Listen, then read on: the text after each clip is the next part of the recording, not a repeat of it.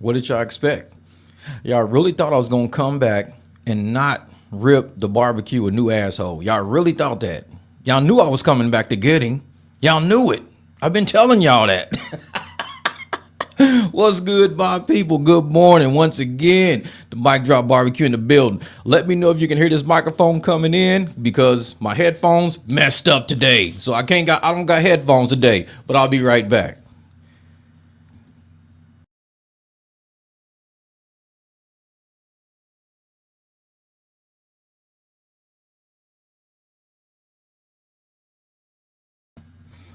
What's good? That's it. What's good? Good morning, my people. I'm telling you, man, it's been a long 7 days, but it's been fun. I got a lot of stuff done, man, a lot. Let me know if this is coming in clear. Like I said, my headphones got messed up this morning. I was hanging them back on the rack and the piece snapped. I was like, are you serious? So I don't have headphones, but that's okay. I'll end up going out and buying some later on today. Good morning. Good morning. What's up, Miss Dawn? Hey, Don, I was out actually driving one of your clients, Miss Vonnie, the other day. Great lady, great lady. She's fun. She's fun. So, oh, yeah, what's good, Dems? What's good? Everybody's in the building early today. What's up, Miss Shar? Look at that. Gorilla Smoke Media. Uh-oh, he says, man, I've been waiting. I knew something happened after that. For those that don't know, because only like 700 people saw that video that I dropped. So I dropped this video like a week ago.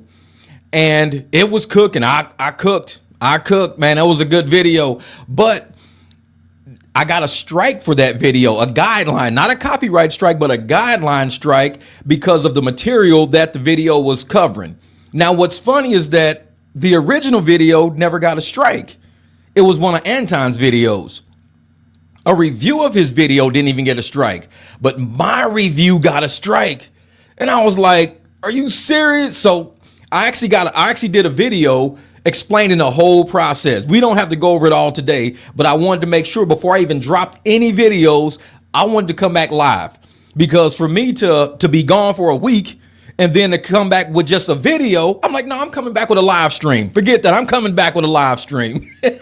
Yeah, something happened. But, you know, has anything ever happened to you before? Like, let's say you got a massage and you didn't even realize you needed a massage. You're like, man, I really needed that.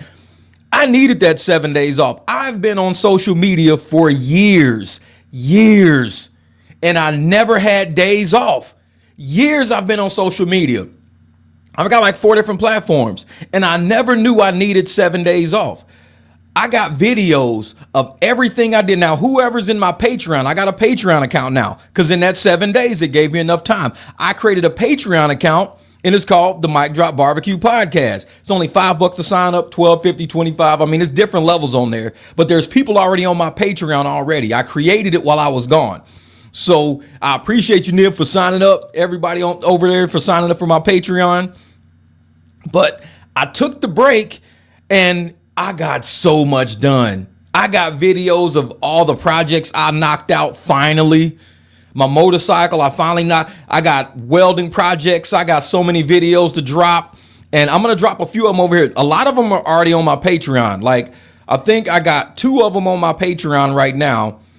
But I was going to put 2 more on Patreon this morning. But I think I'm going to drop 1 over here this morning. But yeah, you never know how much of a break you need until somebody actually sits you down and says, listen, you need a vacation. You're doing too much. You need a vacation. You got a lot of stuff you got to do around the house. You got things you need to build, projects you've got sitting, and you just keep, sitting on social media. You got to get this stuff done.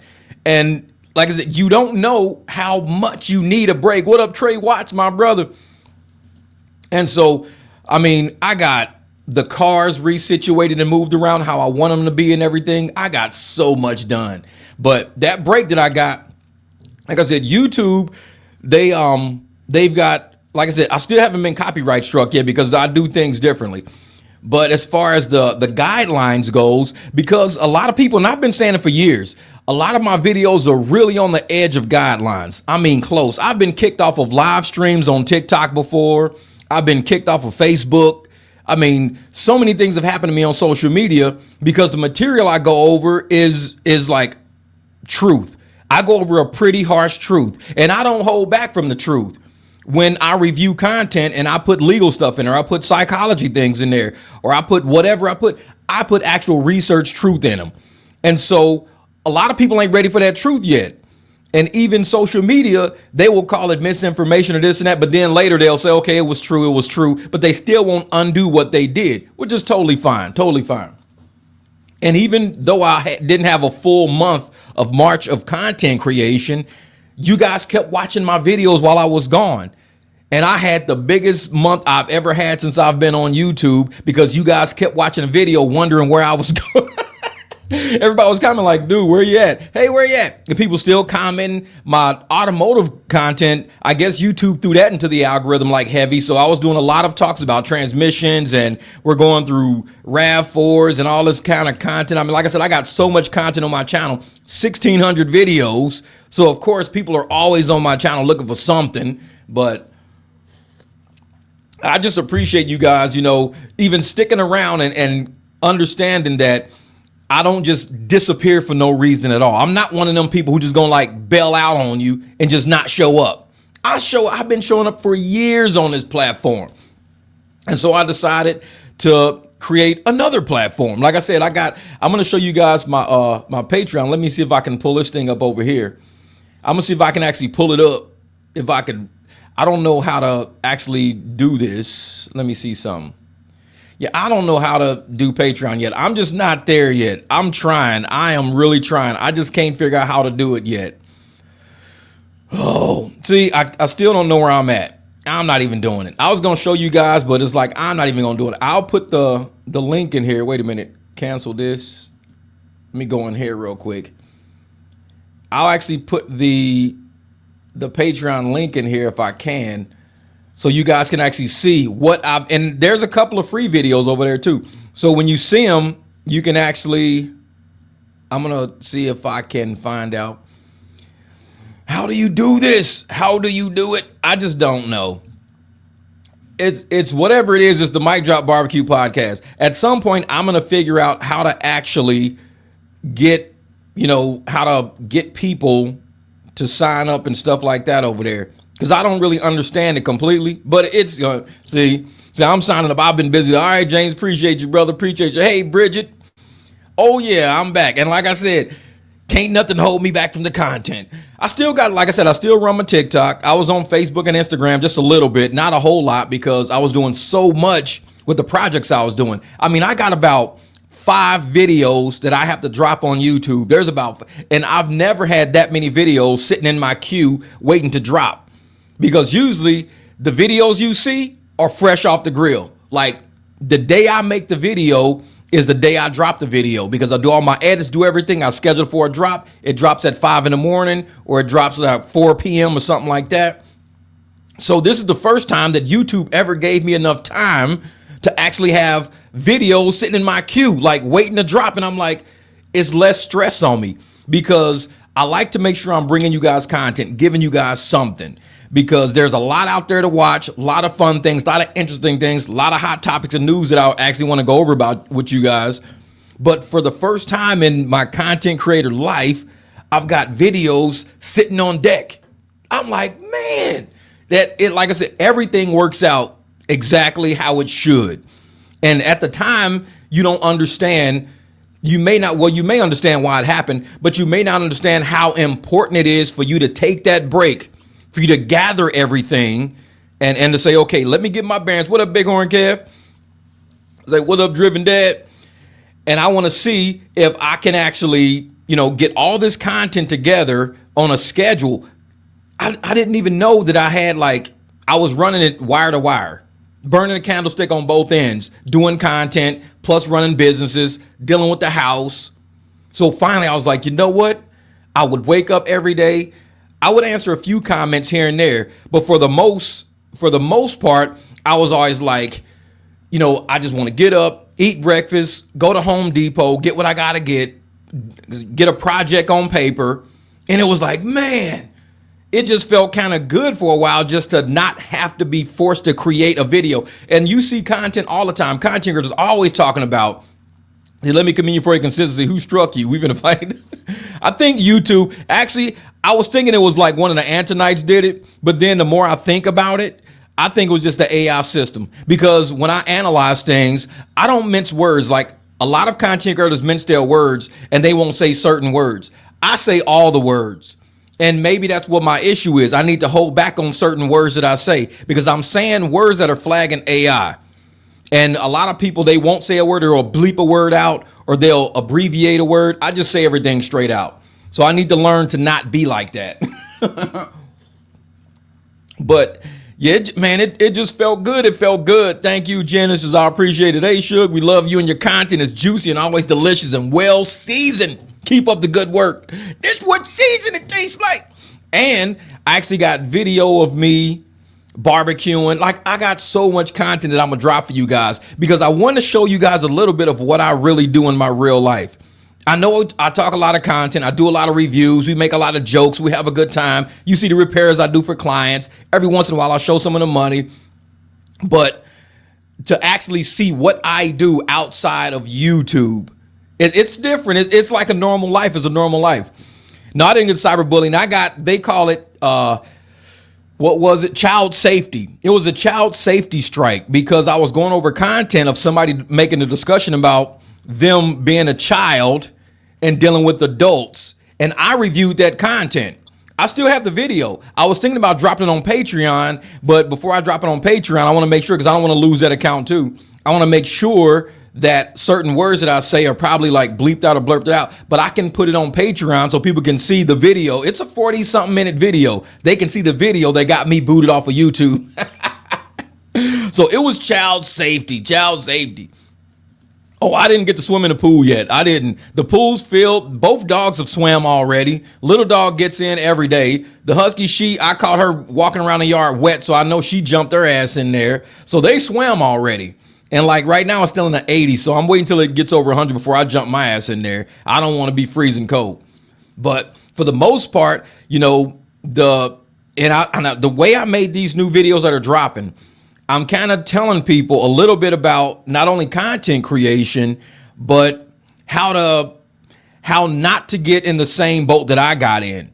Because I'm just, like I said, some of us are real. There's a lot of us that get strikes all the time. There's a lot of us that get booted up a whole platforms. A lot of us get put on probation for 90 days. It's always been like that with my content. I got a video on YouTube talking about when I got kicked off of Facebook a long time ago.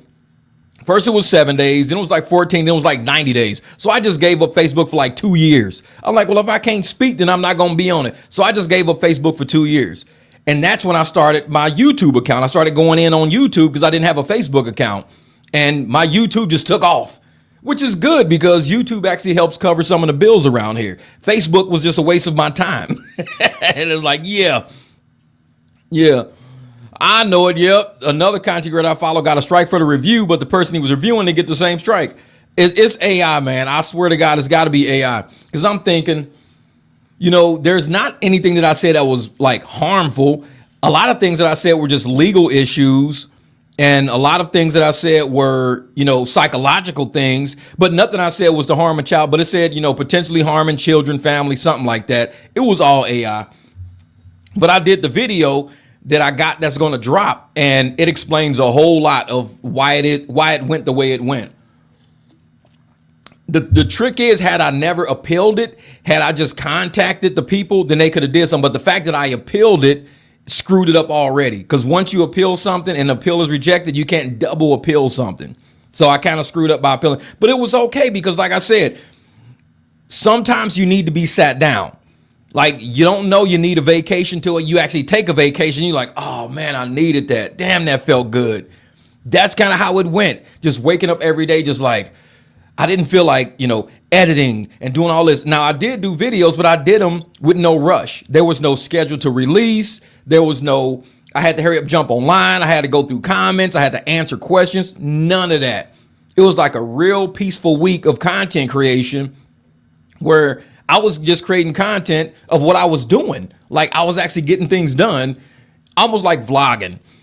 And I was also driving clients around. So I had clients, and I actually did one of my videos when I was waiting on some of my clients to finish dinner. I was in a parking lot doing a video. I was dressed up and everything. So a lot of my content was like really, it was almost like when I first started YouTube. It wasn't really like pressured. It didn't feel like, because when you drop videos, sometimes you're dropping them and you're getting thousands of views and you're getting a ton of comments and people have things to say. So you're asking questions, you're answering questions, you're clarifying statements. Dropping a video is more than just dropping a video for a content creator like me. Now, some content creators don't talk to y'all. They'll drop a video and just not even worry about you. They won't say shit to you. They'll say they say things to you in a video, but I'm actually in comments talking to you. This is, can you do another video explaining evergreen material and the other YouTube golden nuggets? I've tried to explain it and found myself referring folks to you and they can't find it. Oh yeah. And like I know I got a couple of videos about evergreen material. It's something about content in here, but evergreen to me, and I even talked about it in one of the videos that I'm dropping because that was keeping my channel going, was all my evergreen material keeps my channel going. And evergreen material to me, for my niches, are my car repairs, because every car repair I do, I put online. Not everyone. Some of them is just way too quick, and I like oil changes. I don't put an oil change online, rarely do. But for some of the things I do, people are going to look for it. They go, man, how do I change this? How do I do that? How do I do that? And when you start thinking about it, people are going to look to YouTube, or they're going to type in Google, how do I? Our videos pop up in Google and YouTube and Yahoo all the time. People say, well, how do I swap out the exhaust, or how do I swap out the intake manifolds? So you just make a video of it. Make a video of anything where people think of, how do I do this?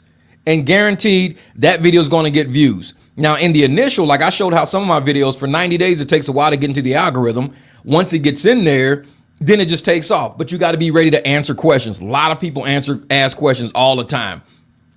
So that's the one thing about evergreen content. You've got to kind of show up.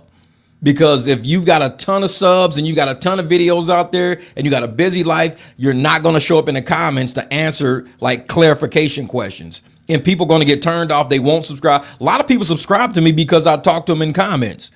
A lot of YouTubers don't talk to people. They just don't.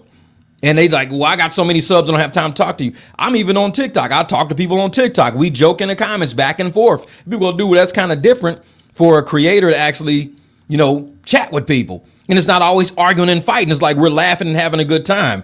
That's why people come to the barbecue, because it's like a family setting. We come in, we have a good time, we laugh, we joke, we make comments about things, and we keep it moving. I got one of my dogs in here. I was going to let him outside this morning, but he's already chasing the other dogs in circles. And I'm like, yeah, you need to roll with me, the little one. But yeah, I couldn't wait to get up this morning because I was like, you know what? I want to drop the videos I got, but I can't drop the videos until I explain to them where I've been and what I've been doing, because the videos wouldn't make no sense, because they went from reviewing, and I'm still reviewing Anton. We still own it, because a lot has happened in the Anton sphere since I've been gone. I mean, he's got family members from that, I forgot, the What Up Doe podcast or something like that. So the What Up Doe podcast, yeah. The What Up Doe podcast, man, come on, thing was just on there.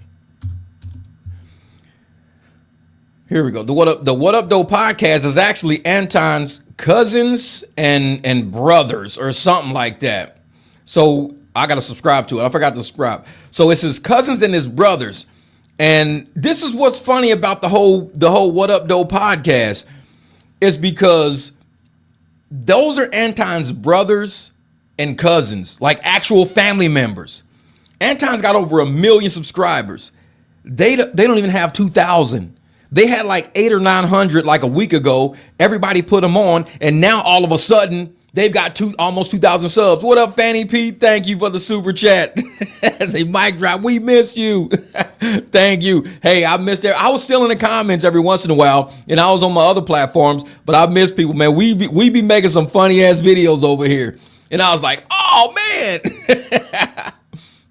See, I miss your content. I know it. Thank you. I appreciate it. Truly appreciate it. But yeah, and the actual, his brothers and his cousins got the podcast, but he's not even helping them. Like, he didn't go on their podcast. He actually told them, I don't do podcasts. And then Anton went and started doing different podcasts. He went on 5150, Tasha K, and some other podcasts. But he told his own family, I don't do podcasts. He went on Stephen A. Smith, but he tells his brothers, I don't do pot. This is why we review certain content. The dude is not who he says he is. He claims he wants to help his community, but he don't even want to help his own family. That's the sad thing. He don't even help his own flesh and blood. But he's saying, oh, I'm here for the community. I'm here to help other people. I'm here for bag chasers, blah, blah, blah. But you can't even help your own flesh and blood. They're doing the same thing you doing. There's many creators I know out there who have family members who do not even give their family members no shine on their platforms whatsoever. If my sisters and brothers did it, now my little sister, Tamika, down in Houston, she drives a big rig and she's got like a huge flatbed. She drives like a 3500. She tows everything. I talk about her all the time. She's got an Instagram and everything. And I've shown her Instagram and what she does. This girl's about 5 feet even. And she's strapping down 5-ton loads on the back of her flatbed. This is what she does for a living. Little girl. And I show her stuff all the time. Appreciate you. Thank you for the super chat, Miss Naturally Yours. I thank you so much this morning. But that's my family member. And I talk about her Instagram all the time. And I show her cars. I show her slingshot that she rides around Houston and stuff like that. Because that's my family and that's her platform. So I always give her a shout out on her platform. But for other people out there that have platforms and do not even give a shout out, at least get your family's foot in the door. If anything, get their foot in the door. He won't even do that. So I was like, man, this is why we roast Anton. This is why, because he's a phony. Dude's phony. And a lot of people are realizing he's phony just by how he operates in the streets or whatever. But yeah, but it was so much news has been going on. So much news has been going on. And I've been just like kind of watching news clips and this whole thing with Gucci Mane and Pooh Shiesty. And I'm just like, wow, it's crazy. It's crazy. Was his brother has a cleaning business. He has never spoke or used his brother's service. His brother's not happy about it. Exactly. And that's the thing. For him to be a podcaster claiming he's about community and he's about family and helping each other out. This dude, Anton, does not like black people. I'm just convinced, man. He does not like black people. He don't. Because how can you see your brothers trying to create something and your cousins trying to create something and they can actually have employees. They can actually expand because there's more of them than just one. So they can actually expand and create. Instead of Anton helping to expand and create, he just ignores them and tells them, well, y'all got to come up the hard way. But people on his podcast, especially the women that he's paying, flying in and out of town and all of this shit, he's telling them how he's going to build their channel, how he's going to put them on, how he's going to make them superstars. But he don't do his own flesh and blood like that. That shit don't make no sense to me. Make no sense. Oh, yeah. He's a business bully. This can't be real. Welcome back. Oh, yeah, man. Oh, yeah. Say, what could you have said worthy of a strike? I'm telling you, man, I think I got struck because I keep it 100. Y'all know how to barbecue. When I grill, I'm grilling. I don't hold back. I be grilling. And I know YouTube don't like it. I got a lot of haters on YouTube don't like it. The Antonites don't like it. Man, there's a lot. You got to understand, Manny, there are a lot of people that hate the barbecue. And all it does is make this channel stronger and stronger. When somebody hates a channel, and it's not even the material on the channel. Nobody's even reviewing my content. Nobody reviews it. They hate the fact that the barbecue exists. That's power right there. That is power. And that's why, like I said, even though I was off for a whole week in March, I was off for that whole last week. And I made more in that month than I ever have on YouTube. That tells you how strong of a community is going on at the barbecue, man. And people were watching my videos when I wasn't even here. I'm doing other shit and they still watching the videos. I'm like, thank you so much for keeping the channel alive. Appreciate y'all just sharing them, watching them. I mean, I'm sharing stuff on Facebook and YouTube. People are watching the videos and I'm like, you know what? It helps. It really helps. So they started with 289 or something like that. Oh yeah, now they're building up. They're building up now. So the fact that, YouTube, and the thing is, after 90 days, they said 90 days, my strike, it'll disappear completely. So I'll start back at 0, which is okay. It's fine with me. I told them that's fine. I'm like, I got tons of content on my channel. It's like out of 1,600 videos, yeah, let them try to strike something else. Go for it. Say, I reviewed your content. Yeah, I appreciate it. And that's the thing. when people review the content and it helps the algorithm and it gets out there and it's helping the metadata, I appreciate that because it's really doing something. Like when we do Anton's reviews on this content, it helps him in the algorithm because it keeps him in the algorithm. I don't mind him getting views or whatever. People just gonna see what kind of jackass he really is. I'm like, get all the views you want. When people see who you are, they're just not gonna want to watch his content that much. They're gonna just disappear and be like, oh, we're done. And especially when they find out that he's anti-black, when they find out he's anti-black community. I mean, there's so many creators out there, honestly, so many creators that they base their entire premise on being against a certain race, and that's their grift. They like to talk down on just one race. That's it. You don't see them talk down on anything else. And that's their entire grift. And once people realize Anton's grift, and I think that's why he don't want to deal with his brothers. I mean, Anton would be for the black community if he could actually help out his blood brothers. The fact that he doesn't should tell you something. He don't like black people. Anton just don't like black people. I mean, his wife is black, his daughter is black, but he always goes for like red bones and light skinned girls and Puerto Rican girls. He don't even go for black girls. It's like something's wrong with Anton mentally. He don't like himself. I tell people it looks like he's been bleaching his skin because some guy was like, why does he look so pasty all the time? I think he bleaches his skin. He wants to lighten up, man. Look at man and say, I get it, they're haters. They will always be haters. Jealousy, envy, and cover my neighbor. Be real and they wouldn't have a reason to hate. That's because they're fake and people speak truth like you. Yeah, man. It's the only power at Tonton was the 30% off tees. Yeah. And I'm telling you, man, haters, dude, I think it's so funny because there's people every day saying, hey, man, these people hating on you for this and that. And they're hating on you because I'm like, bro, I don't care. I have 5 cars right now. I'm looking to buy 2 sets of tires for 5 cars. Somebody hating on me is not getting me them tires on them damn car. And tires, I buy my tires for about $600 a set. So I got to come up with $1,200, $1,200 so I can get 2 cars with new tires before or either after the summer. They're not going to last through the summer because they dry rot. And I just put new tires on the front of the Escalade. I just got 1 spare tire for the Expedition. So I go through tires a lot. And people like, well, you got haters. I don't care, bro. That doesn't get me tires on my car. Haters are going to always hate. Elevators, elevate. Look at where the barbecue used to be. I was talking to somebody the other day. I remember when I had 88 subscribers on this channel. I had 88 subs, 88. I remember it. I think I still even got it in my phone. I had 88 subscribers. I went from 88 subscribers to probably 700 subscribers in like a month from just making one video. So I added 600 subs, almost 20 people average. And I was a very, very small channel. And I tell people how to do it. And I don't even like gatekeep the information. I tell people how you can go from 88 subs up to 600-700 subs. I've done it before. Always choose evergreen content. That's your bread and butter, evergreen content. Something that can make you money even when you're not online. All your videos are going to forever be searched because they're in the search engine for people looking for something. Then I went from about 700 up to about 1,200 and maybe, I don't know, like a couple of months because I was actually doing some. Let me see. Where is this thing at? Okay. And like I said, I keep this stuff because people need to understand, man, I really do believe this. This right here is when I had 293 subscribers. I had my Jeep in the top cover. That's 293 subscribers is what I had on this channel. The Jeep was in the top. The name of my channel was Uber Jeep AZ at the time. That's 293. Then I ended up with 11. You can't even see that. 1111 subscribers. So it went from 293 to 1111. Then I got 1, 2, 3, 4. I was screenshotting everything. I got all these screenshots.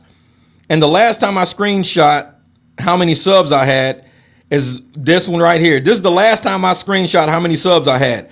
I had 99.99. That's how many subs I had. I woke up and it was 99.99. That was the last screenshot I took. And now we're at over 25,000. I screenshot all this because I stay grounded. I tell people, look at where you come from. Always look back at where you come from. Don't ever think you're bigger than the program. You're not bigger than the program. Go through all of these old times. Try to remember that energy of grinding out, trying to create great content. What content are you going to create? That's how you become a content creator. You don't become a content creator just being a hater and hating on other people all the time. I review people and make comedy out of the shit. That's just what I do. Yeah, them BMWs, man.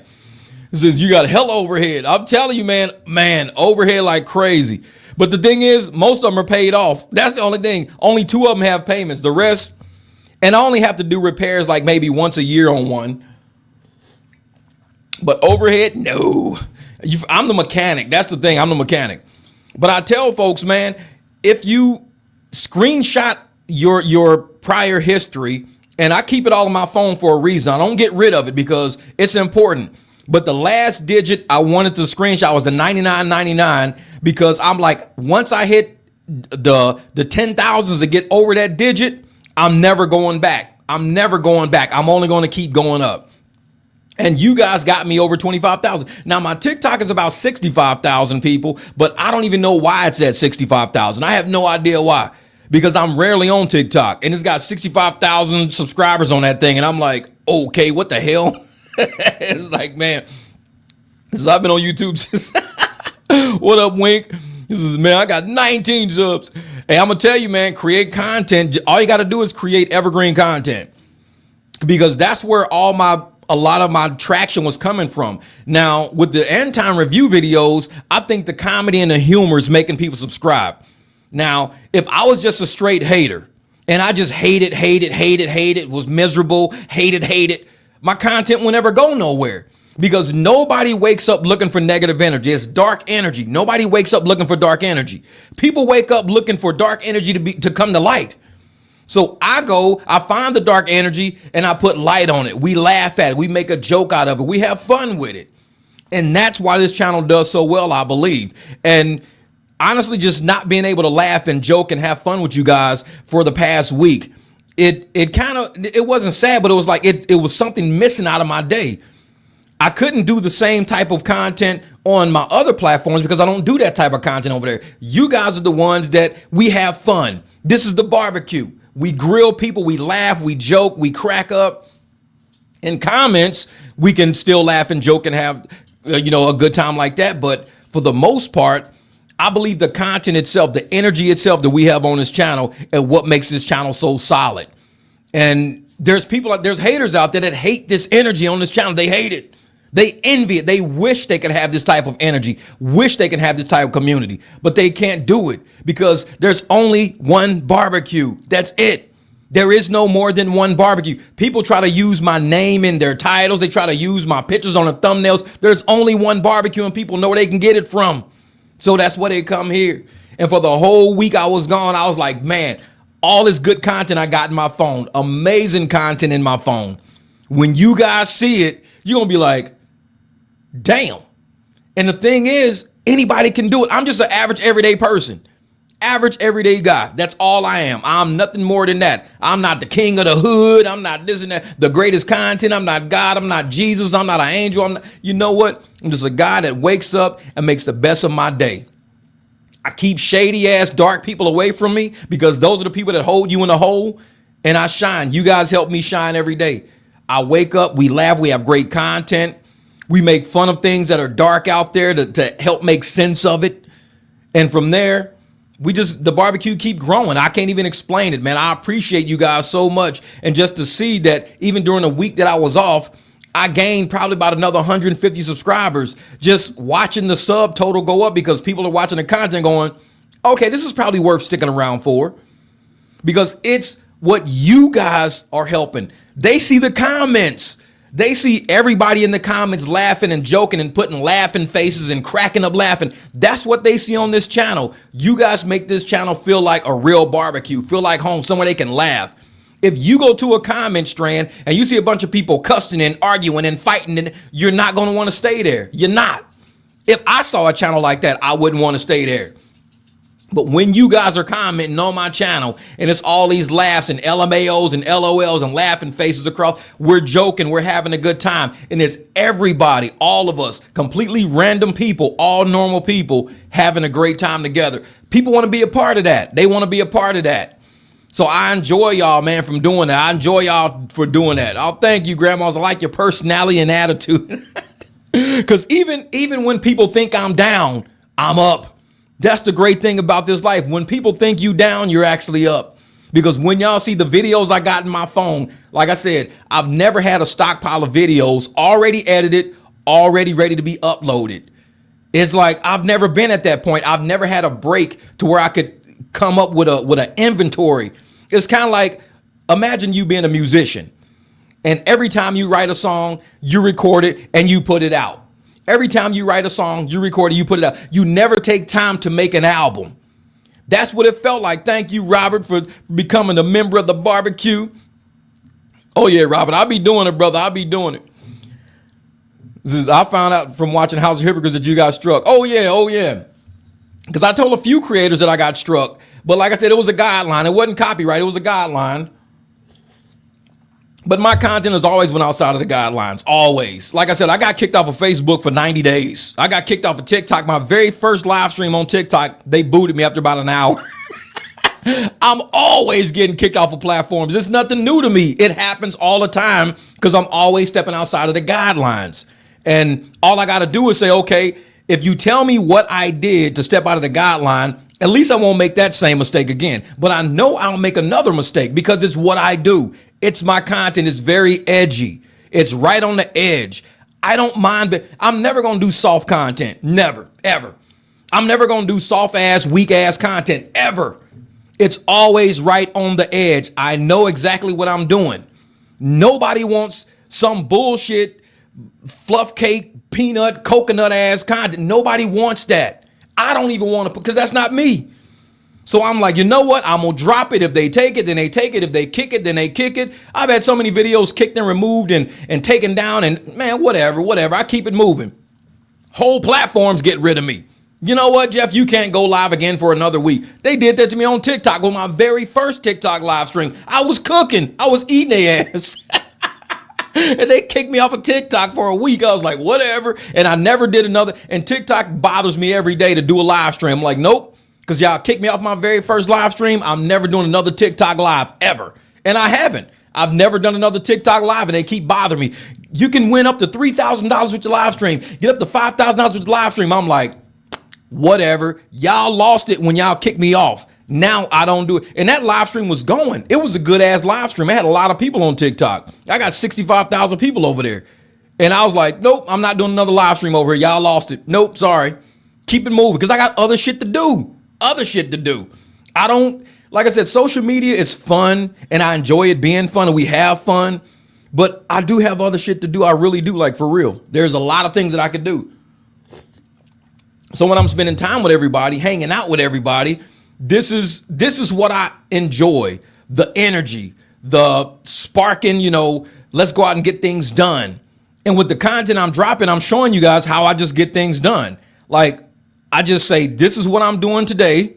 There is no turning back. I go fire whichever car I got to use. I had to use the Escalade. I fire it up, get everything done, go get all the wood, go buy the nails, go buy the paint, go buy whatever. And I just do it. I'm that type of person, man. I do not hold back. When you got to get something done, you just get up and you just go do it. That's it. Jeff, you think Anton will promote or at least make a guest appearance on there? No, I don't think so. I don't think Anton would ever go on his brother's channel. I don't think if he would, there's something wrong about that whole situation. This is what about the Anton situation. Okay, Anton's parents, according to House of Hypocrites, was married for about 36 years. Now, Anton, he's like in his 30s, right? So that means his mom, they got married right before or right after. No, they got married right before Anton was conceived. Let's say that. They got married right before Anton was conceived. If they were really married for 3 decades, because Anton is probably about that. Now, all of his brothers look way older than him. So whose dad is the brothers? Like, where did they come from? Who's their dad? And was their dad, if they got the same dad, was their mom and dad married when they actually conceived them? And this is probably why Anton always talks about children out of wedlock. Because what if his brothers were all born out of wedlock? That's what I'm thinking. What if his brothers were born out of wedlock? Because nobody speaks on the House of Hypocrites started talking about that a little bit, but then it kind of disappeared. And I'm thinking, well, we don't know their ages. We just know, the marriage was so long. And he always talks about out of wedlock. It's like, what the hell's really going on with that family? Why don't he want to mess with his own brothers? Why does he always say something? And even House of Hypocrites made a good point saying that after Anton's dad passed away, his mom got married to a guy she met through the restaurant that his dad ran. Almost like his mom was cheating behind the dad's back while he was still alive. Because somebody don't die and then you instantly start dating them and marry them if you don't even know them, especially at this age. You don't just marry a complete stranger. So you know these people. Well, she knew this man, and I think Anton knew something was going on shady with his mom or whatever. And I think a lot of what he says is directed at her. That energy is directed at his own mom. Because, see, Anton speaks in code. He talks in code. So a lot of things that he says is he's doing a shot to somebody around him. He's trying to, like he was throwing shade at Mika, throwing shade at Freezy, throwing shade at Jazz. He always throws shade in a real sneaky ass way as if to elevate himself above the situation that he claims he knows the truth about. And he'll be like, oh yeah, well, I know this and that. I'm better than this and that. My marriage is this and that. My marriage is better than yours. My marriage, I know about your marriage. I'll tell your husband about your marriage. He's always trying to level somebody down. Yeah, he didn't show up at his mom's wedding. Exactly. How do you not show up at your mom's wedding? It's something tricky about that whole situation. And House of Hypocrites is doing a great job going through documenting it. He's keeping, his mom's face and the new husband's face out of it. He just kind of blurs it out. I love the way he's doing his documentary. He is a specialist at that. So I've been watching it, kind of following it. And I'm looking at Anton and I'm like, he's got a lot of pent-up rage and anger. A lot of pent-up rage and anger in his own family. And what he's trying to do is he's trying to show his family something. I think he's trying to show his family that he's better than what they are. Because he don't never include his family on nothing. He don't never talk about his family. He never pulls them into nothing. Something happened in that family that Anton, and this was pre-money. So pre-getting lawsuit money, something happened. Anton was probably the black sheep of the family anyways, because he was a little weird and shit, because he never talks about his brother. He was a little sassy ass, weird little kid. He wanted to become famous, wearing the hot dog suits, doing all the weird shit to show everybody that he's better than his own family. And now all the shade he throws, all the weird conversation he has. He never promotes his family. He talks down on the black community. He calls everybody hood. And this is what's funny. His brother actually, they own businesses that catered to the hood at one point. So they own businesses that catered to the hood, that actually gave the hood places to go and things to do or whatever. And Anton talks down on those people as if he's upset that those people helped his brothers become successful. So now he's talking down on hood people all the time. It's like the culture. That's what he got, the culture. So he talks down on the culture, but the culture is how his brothers and all of them became successful business people. Anton never became successful because of the culture. He became successful by putting the culture down. I'm guaranteeing you, most of the people who watch Anton's content, honestly, and I'll say this because I believe it, is racist white people. I believe racist white people watch his content because Anton says the things that the black friend will say. He says things that the black friend in the room will say. He'll be like, oh yeah, well, black people, and they'll go, yeah, bro, say it again. Because the white people can't say it. But Anton can say it because he's black. So he could talk trash about black women, black kids, black culture, black family, and white people go, finally, somebody that's friends with us, who's black, that we can actually use his videos and we can actually share his content. So they share all of his content. I don't really think black people are sharing his content as much as he thinks. I think there's more people who say, I would like to say that, but I can't because I would be deemed as being a racist. But this guy's saying it. Let me share his. Hey, y'all, this is what this black guy says about the black community. Oh, he's right. He's right. And it's kind of like he's able to transfer himself into white energy by being anti-black, and all these white people share his content. And like I said, I don't see a lot of people supporting the decimation of our image. When I go to Home Depot or I go anywhere, I go here and there, I don't want people thinking of me in the way that Anton thinks of black people. So why would I do that to black people? I am black. I do go buy wood. I buy paint. I ask questions about, angles and brackets. So when I want to show people that I'm an intelligent person. I'm walking in the building asking intelligent questions. I'm trying to build something, and I'm going to show you guys what I built. I'm trying to construct things. I don't walk in going, hey, dog, what up, man? You know what I'm saying, man? Because that's not really how black people talk. That's how characters talk. Black characters. When you're a character of a black person, then you try to go put on blackface, kind of like how Jasmine Crockett would do it sometimes. Oh, yeah, hot sauce in it. Just like Hillary Clinton. Sometimes you try to act black. And to me, that's even a racist term, saying act black is racist, because I'm black. Why don't people act like me? I mean, go get an accounting degree, do taxes, work on cars, build a house. That to me is acting black, because I'm black. I'm an engineer. I like to create and build things. I like to do that. To me is acting black, because it's the only way I know how to act. It's me. But yet when people say acting black and they put out this image of something they think us to be, that to me is a racist connotation. That's a characteristic. You're making a character out of black people. And I think when Anton does his content, he makes characters out of black people. He says this is how black people act, because he won't talk about people who are intelligent, because he wants to be the most intelligent one in the room. He don't talk about people who can do something with their lives, like attorneys, because he wants to be the best one in the room. So he puts down all of these black people to make himself seem like he's higher up. He talks in code all the time. And I'm one of those people that I don't know. I'd rather talk up on black people and talk about trades and talk about this and that, so we can do something. What up, Jim? Appreciate the super chat, brother. Cheers on the success, Jeff. Here for 2 years since the channel was at 5K subs. You're right, brother. 2 years as a private driver, 140 clients, paying for dues, fees for the private gaming knowledge. I super chatted May of 2024 when I got my first client. Man, thank you, brother Jim from Denver, my man. Appreciate the super chat, brother, and glad you're doing great with them clients, man. And I tell people, this is what we do on the channel. We create businesses. 140 clients. Just think of each client that even operated, let's say half of them operated in the same month. That's 70 clients you can do per month. And even if each one of them paid, let's say $100, that's $7,000 a month that you're making on your own. No apps necessary. That's what we do on this channel, though. We create business over here. We create business. But yeah, man. And that's the thing about Anton. I don't like the way that he puts down blacks and calls us characters instead of looking at the goodness behind us. Imagine him doing content talking about black excellence. Imagine doing content talking about, like, in my phone, dead serious. And I'm going to tell you, these are the kind of videos I do. I'm doing this because I want y'all to believe that this is the type of content that I go search for, that I track down and everything.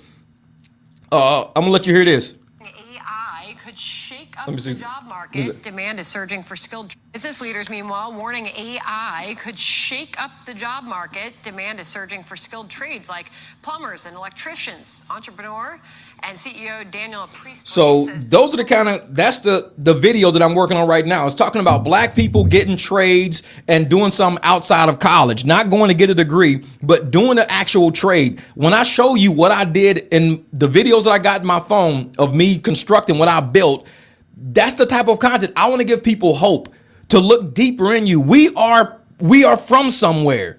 We are not from America. We are from somewhere. We come from a DNA genetically engineered people that built things like aqueducts and pyramids and agriculture and deserts and things like that. We built whole civilizations. We are somebody.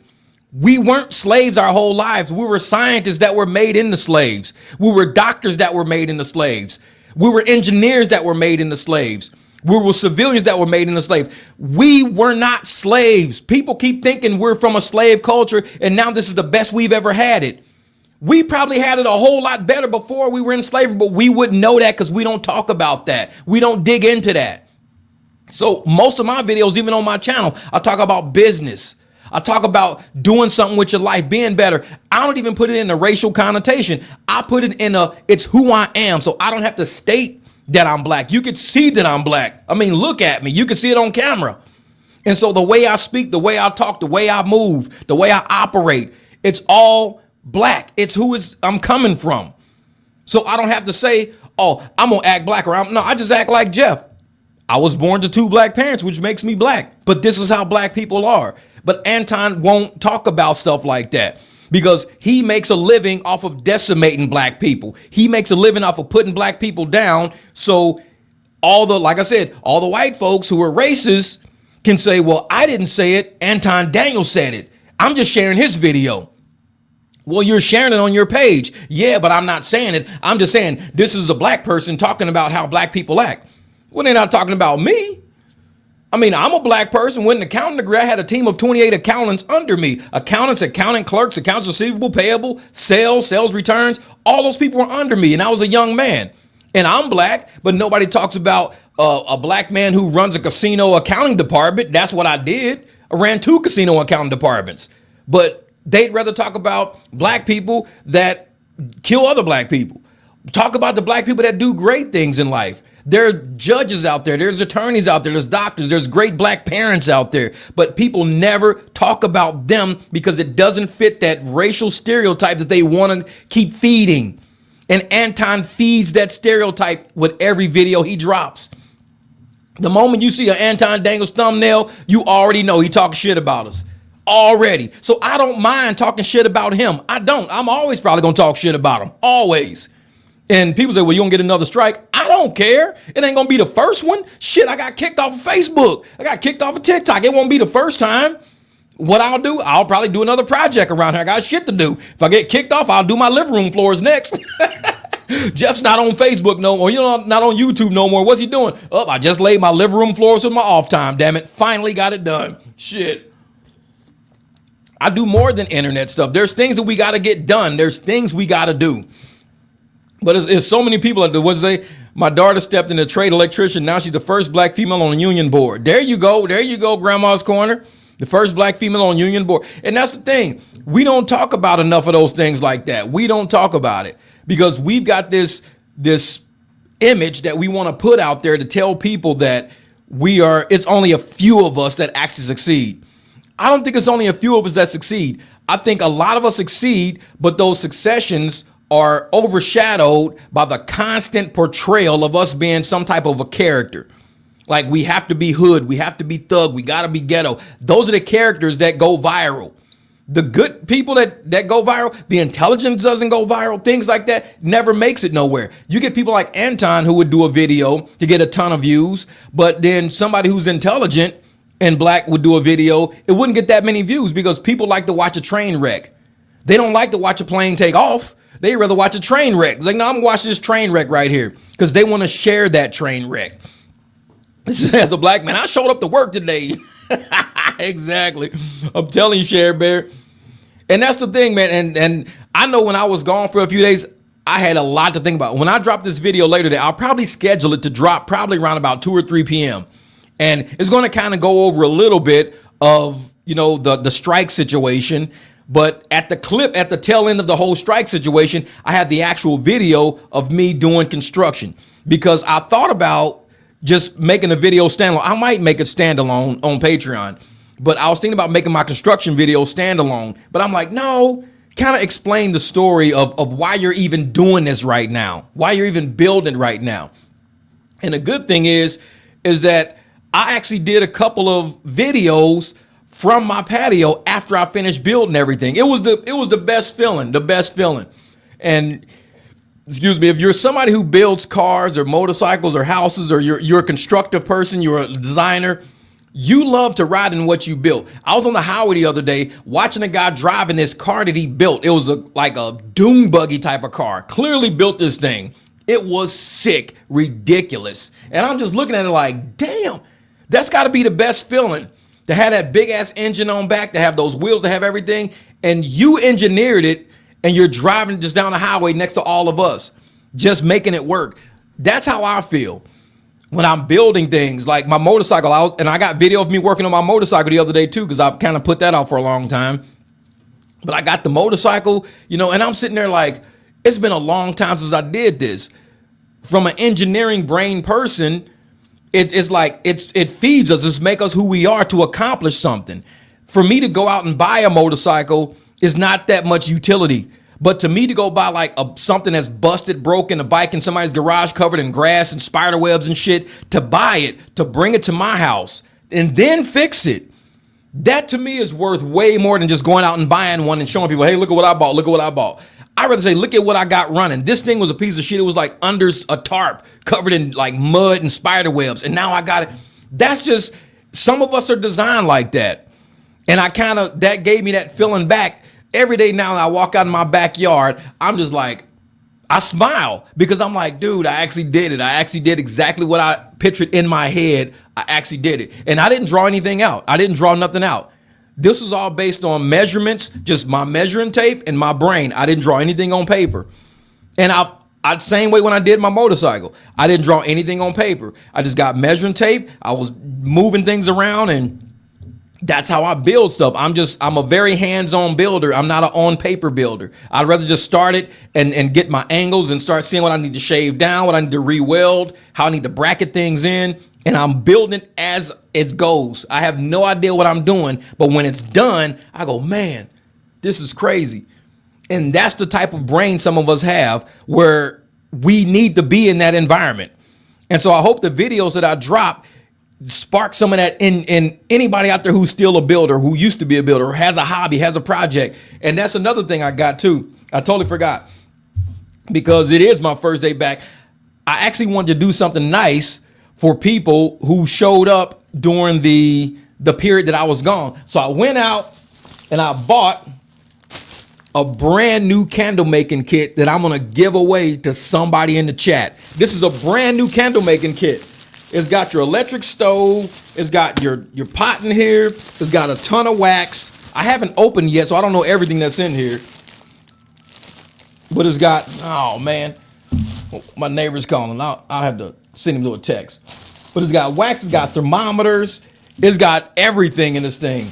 But what I want to do on the next live stream I run, because you guys will know it, the next live stream I run, I actually want to get this this candle making kit to somebody.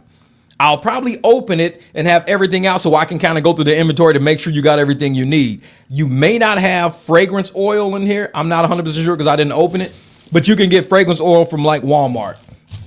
And it's like $6. It's $6.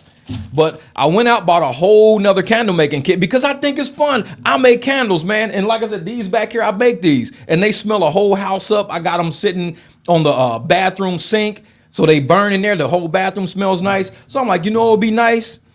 While I'm out, I'm going to buy a candle making kit for my chat. That's what I'm going to do because I'm giving back to you guys. You guys helped me have a great March. Like I said, March was my highest paying month and I only did 3 weeks out of the month.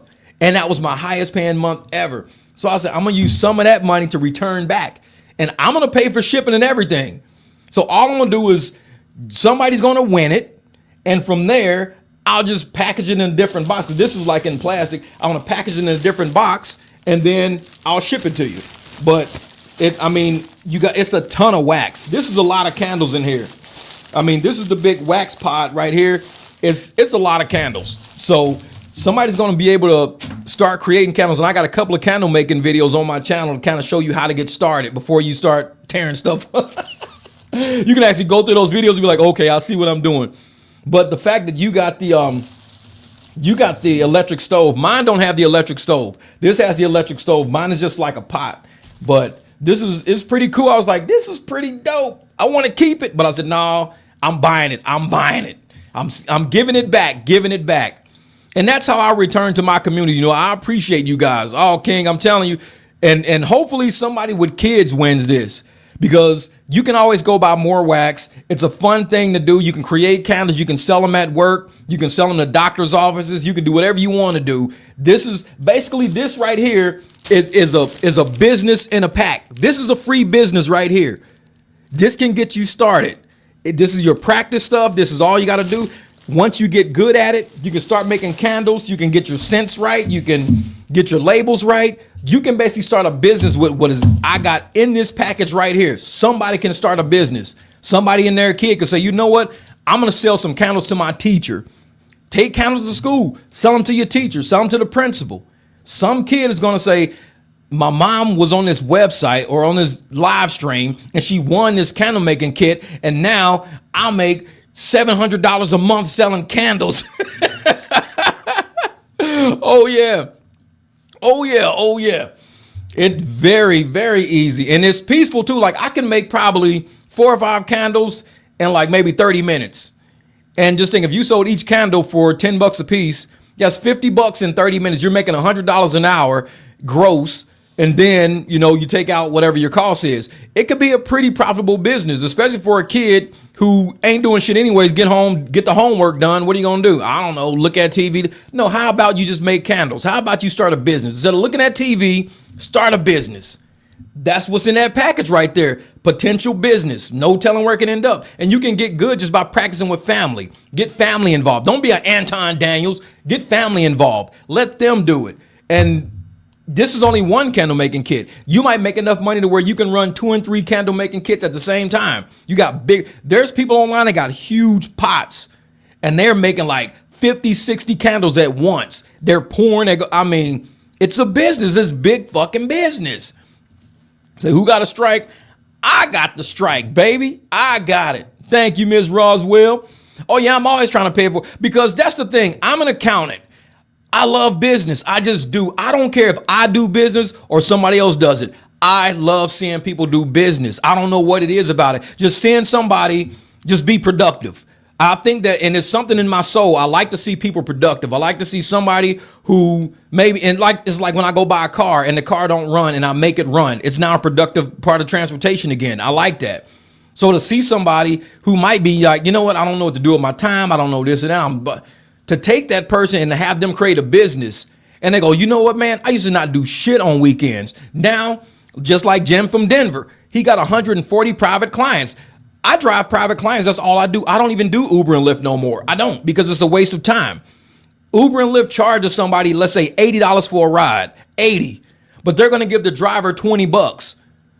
So why don't I just we do the ride for $60 then? So instead of doing it for 80, and then you got to tip me on top of it or whatever, even if you don't want to. How about I reduce your rate down to $60 and you ain't even got to tip me? Everybody wins right there. And the money stays in our community, just like Black Wall Street. All the money stays in our community and it circulates here. Instead of going into an app and going to shareholders all over the world and shit, the money stays right here in our community and we could spend it back and forth with each other. You support me, I support you. You support this person, this person supports that person. The money just circulates our community. And so I love productivity. I love to see, they just got here, didn't know how to strike. Oh yeah, they got me. They got me. Well, I think the YouTube AI got me. At first I was thinking it was an Antonite that got me, but now I'm like, it's YouTube. It's YouTube got me. But that's fine. I needed a break anyways. I needed it. And I appreciate, you know, the time I had. I didn't waste it. I didn't sit around doing nothing. I got a lot done. Thank you, my brother Manny. That's another badass driver right there. That guy right there, man. Manny's always out making the bank. I'll tell you, man, private driving is the way to do it. And that's what we do on this channel. We teach people how to do private rides. But not only that, we run teams. Like I've taken some of Manny's people before. Manny's like, hey, Jeff, I'm double booked. Can you do me a favor? Somebody's flying in at 3:30. Can you grab them? Sure, I got them. No problem.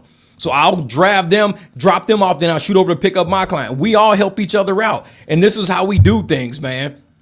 If that's for you, double it up and hand out 2 of those kits. Oh, okay, that's what I'm talking about, brother. That's what's up. Because like I said, with these kits, somebody's going to start a business, man. Somebody's going to start a business. And I want somebody to actually, whoever wins these kits, I want them to start a YouTube channel.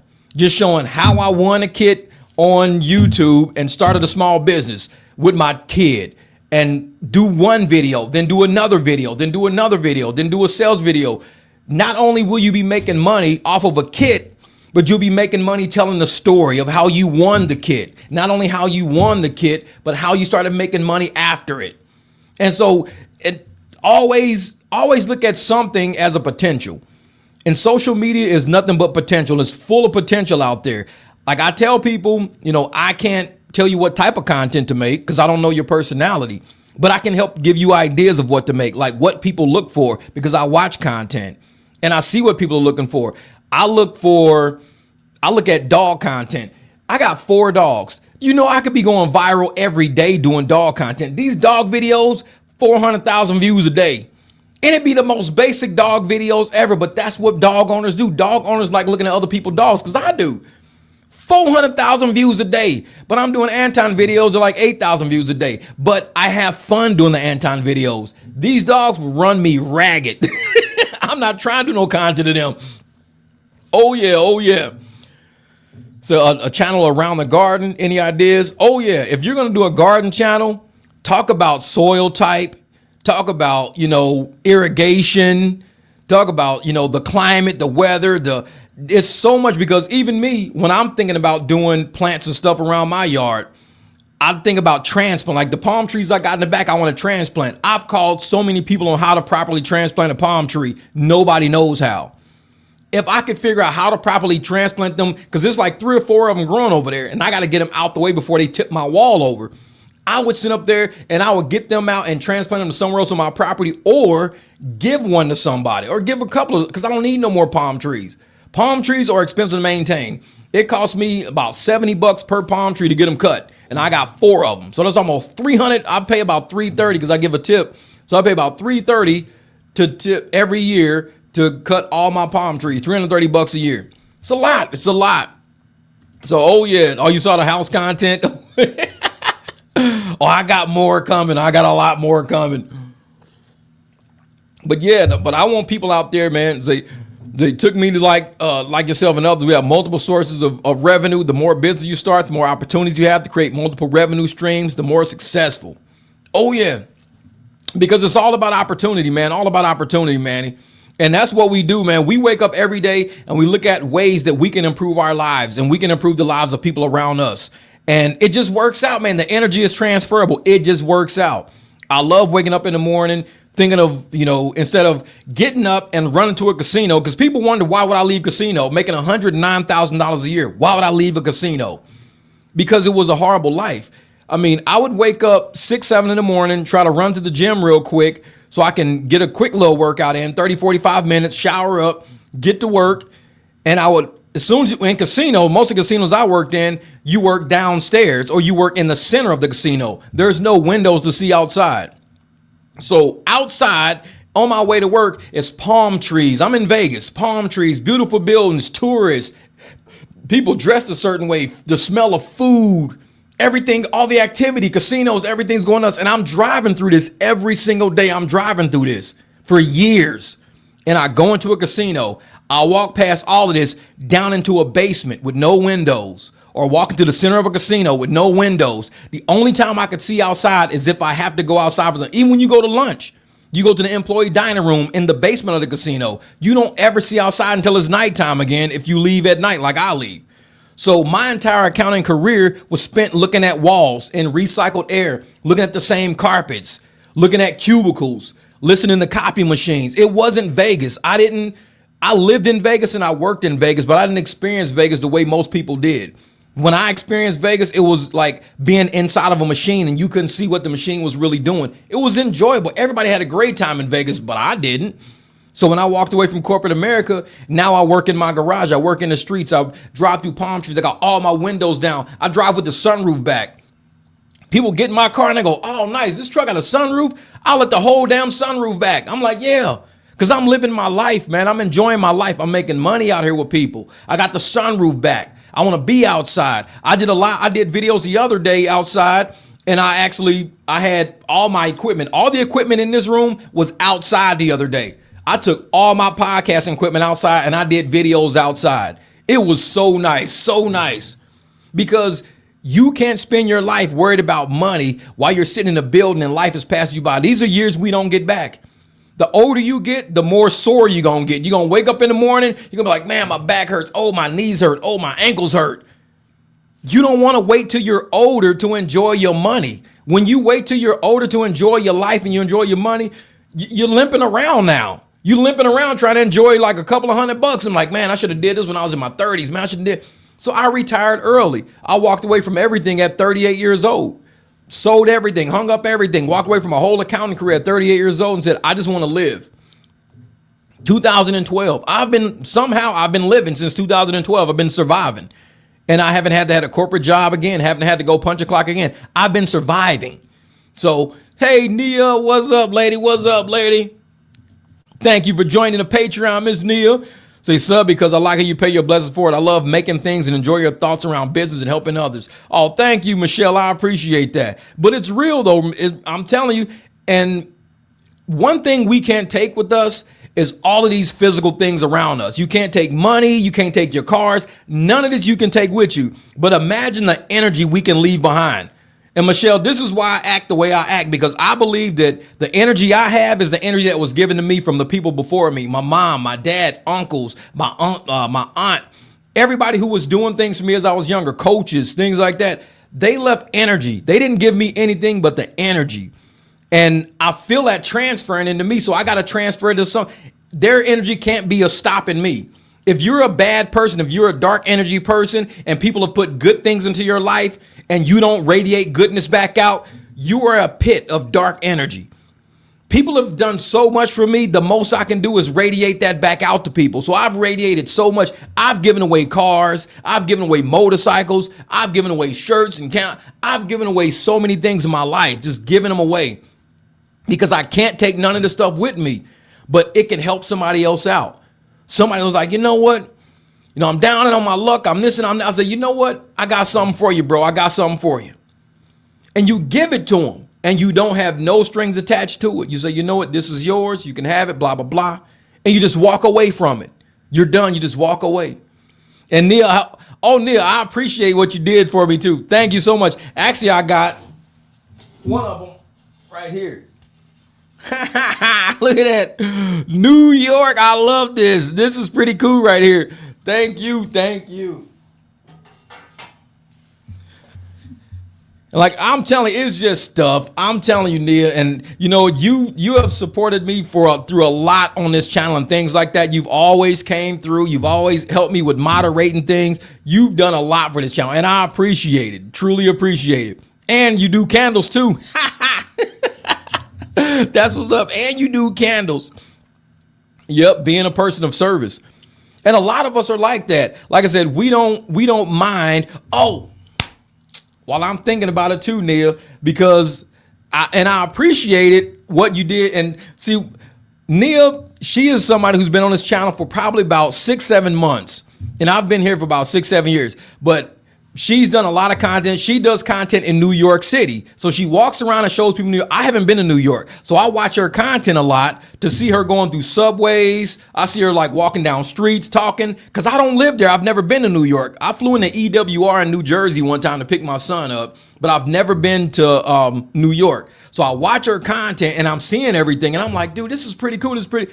So she became like one of my favorite channels just to kind of watch as far as travel goes because I want to travel, but I just don't have time. So her channel to me is going to New York. I watch her channel to get that New York feel, just to get that vibe. It's very different from Arizona, but I just get that vibe and I see how it goes. But she's one of those people that even when she talks and she presents her information, it's very like uppity. It's very like, the energy is high. It's not miserable energy. She's not, arguing with people. She's not trying to fight nobody. Her spirit and her soul is just like happy. So she's like a tour guide. Like she's like a virtual tour guide without even realizing she's a tour guide. She's laughing. She's having a good time, saying hi to people and everything. And when you think of New York, you think New York is like angry and people yelling and giving each other the finger and stuff like that. Nia is like complete opposite energy of how you think New York is. She is complete opposite energy. And it's like she walks around going, hey, how you doing? This and that. She's laughing and she's joking and she's explaining what things are and all that. And I'm like, she's like you should probably start a little tour company for people who don't want to get like that rugged New York approach, like something just like enjoying and just walk around. I mean, you did a video not too long ago. And I think it got like over 100-something thousand views of you on the subway or something like that. I can't even remember what it was, but I was like, that's what it is. People want to see stuff like, especially in New York, because all we see is muggings and stabbings and shootings and fights. To see just a woman walking around New York, just enjoying New York, pointing to things, showing things, laughing. People love stuff like that. It's so different, so different. So I talk to anyone. I know it. Oh, and And also, I appreciate you sending me the package. She sent a package to my P.O. box the other day, and it's got candle. It had a candle in it. It has some incense. I love it. I appreciate it. So I'm gonna do a favor to you, because you are in New York, and you know New York is like fashion capital. New York is all about fashion, design, stuff like that. I'm gonna actually, because I've been figuring out what am I gonna do with these damn Balenciaga glasses. Nia, these are your Balenciaga glasses. I'm gonna ship these to you. I got your address, so I'm gonna ship these to you. I'm gonna ship you these Balenciaga glasses, because they've been sitting in my studio since my client said, "Oh, you can have them. Don't worry about it." They're women's These are $600 glasses. But they're New York. These are New York. I knew at some point I was going to figure out what to do with these glasses. So I'm going to ship these to you. Thank you for supporting the channel always, for supporting the content, for just being a good person, just for being a good person. You're a good woman. You're a really good woman. So I'm going to ship you these. Like I said, I got all the information I need from you. I just got to throw them in a box and package them up pretty good. When you get them, you're going to love them, because they're New York. They're New York. They're like designer, how New York is. They just give me that feel. I don't think Arizona's like that. Arizona's not Balenciaga. We're more like Jeep.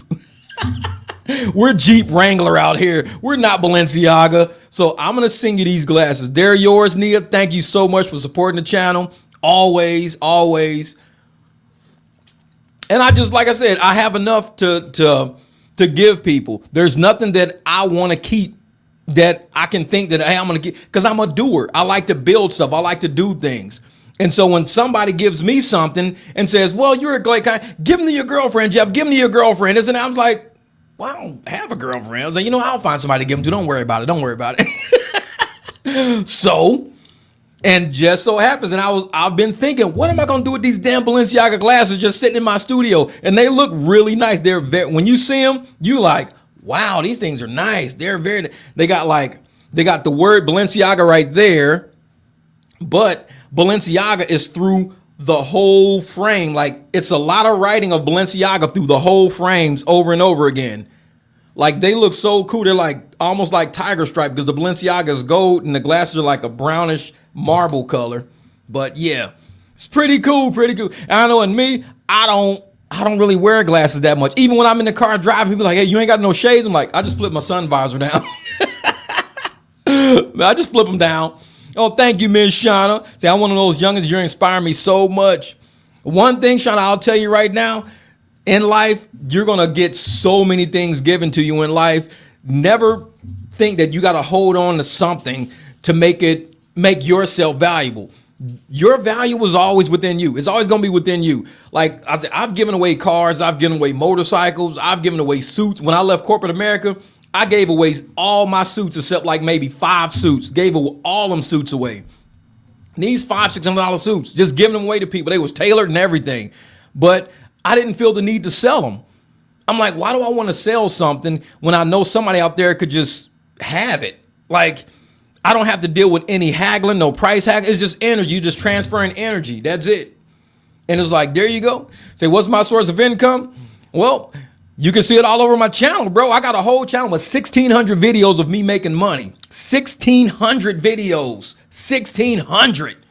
And everything I do is on this channel. Everything. I even got money on this channel. I show actual dollars. I show how much money I make. I show everything. Because if I don't show it, people won't know how I did it. So I'm like, I'm always giving people.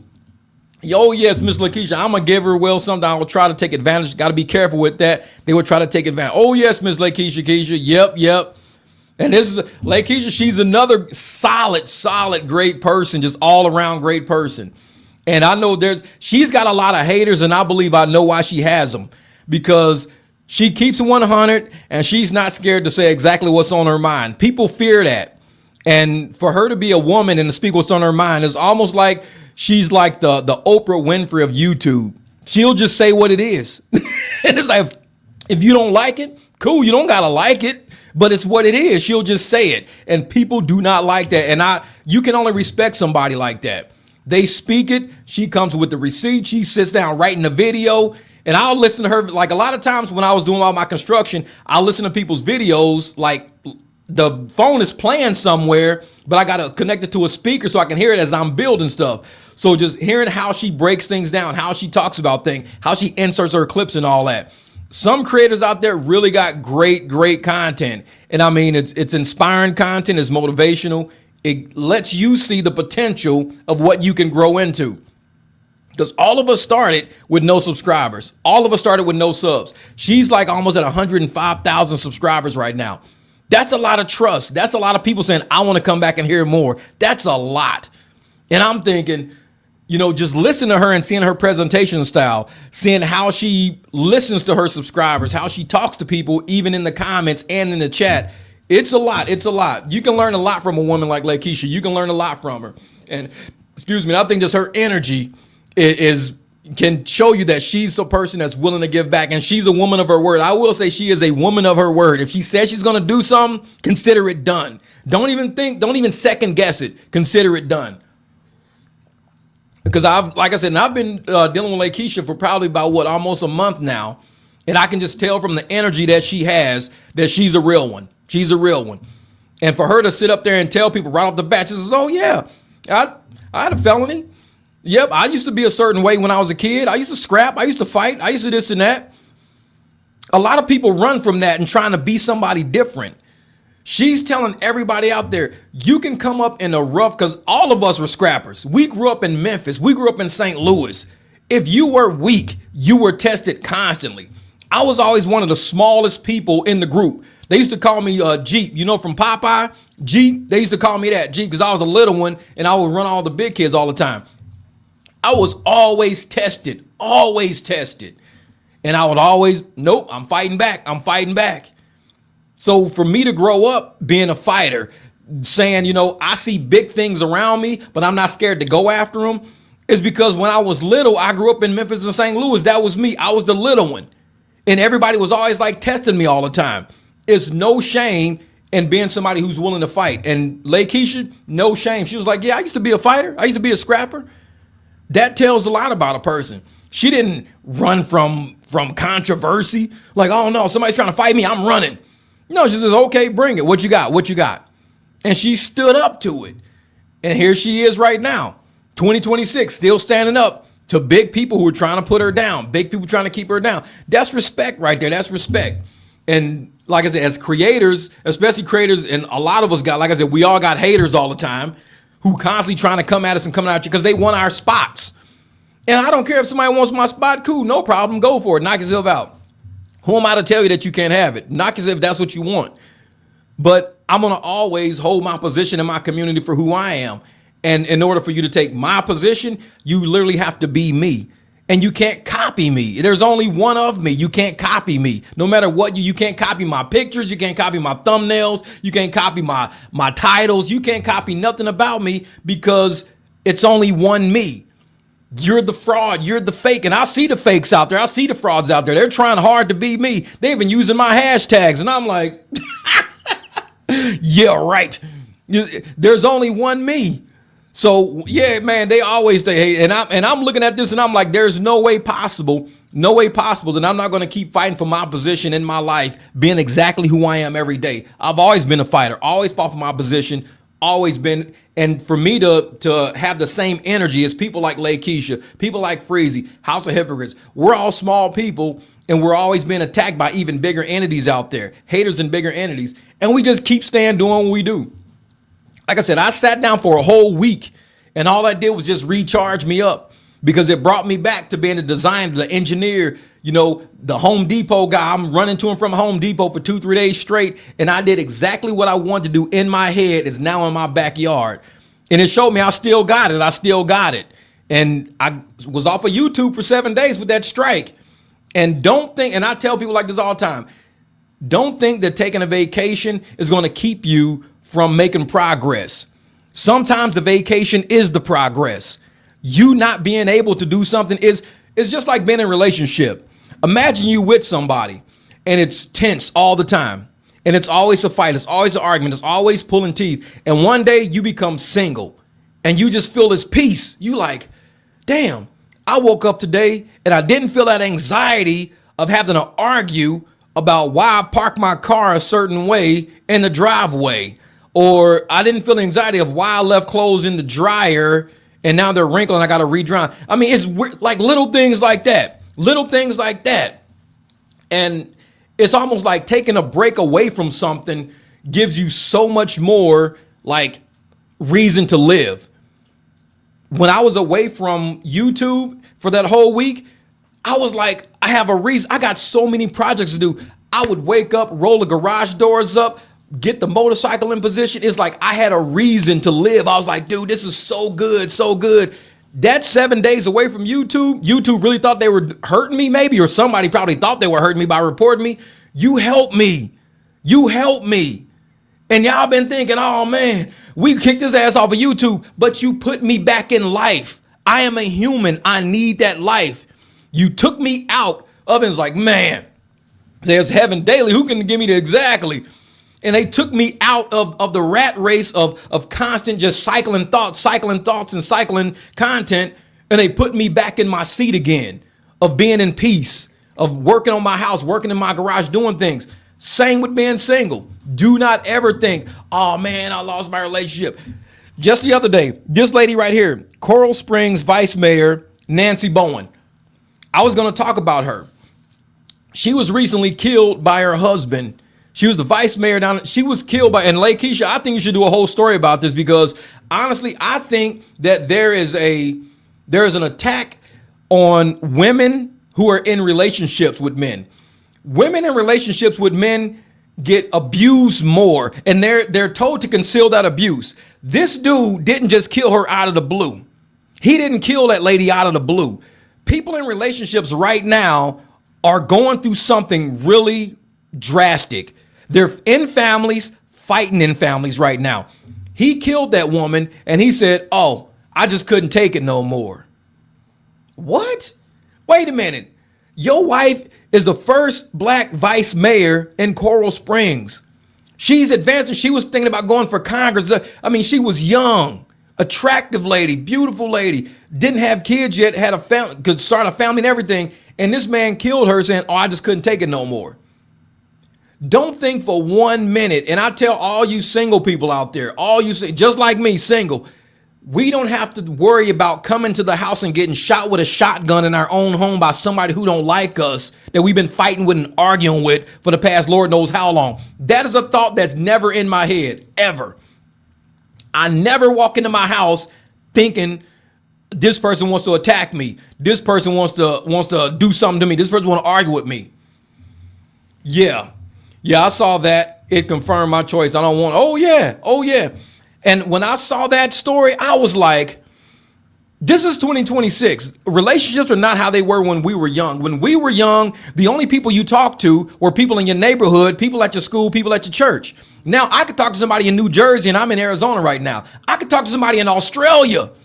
So there's people in Canada commenting on my shit that don't even know me, but they're putting energy in my house. There's people in the UK. There's people in California putting energy in my house from the internet.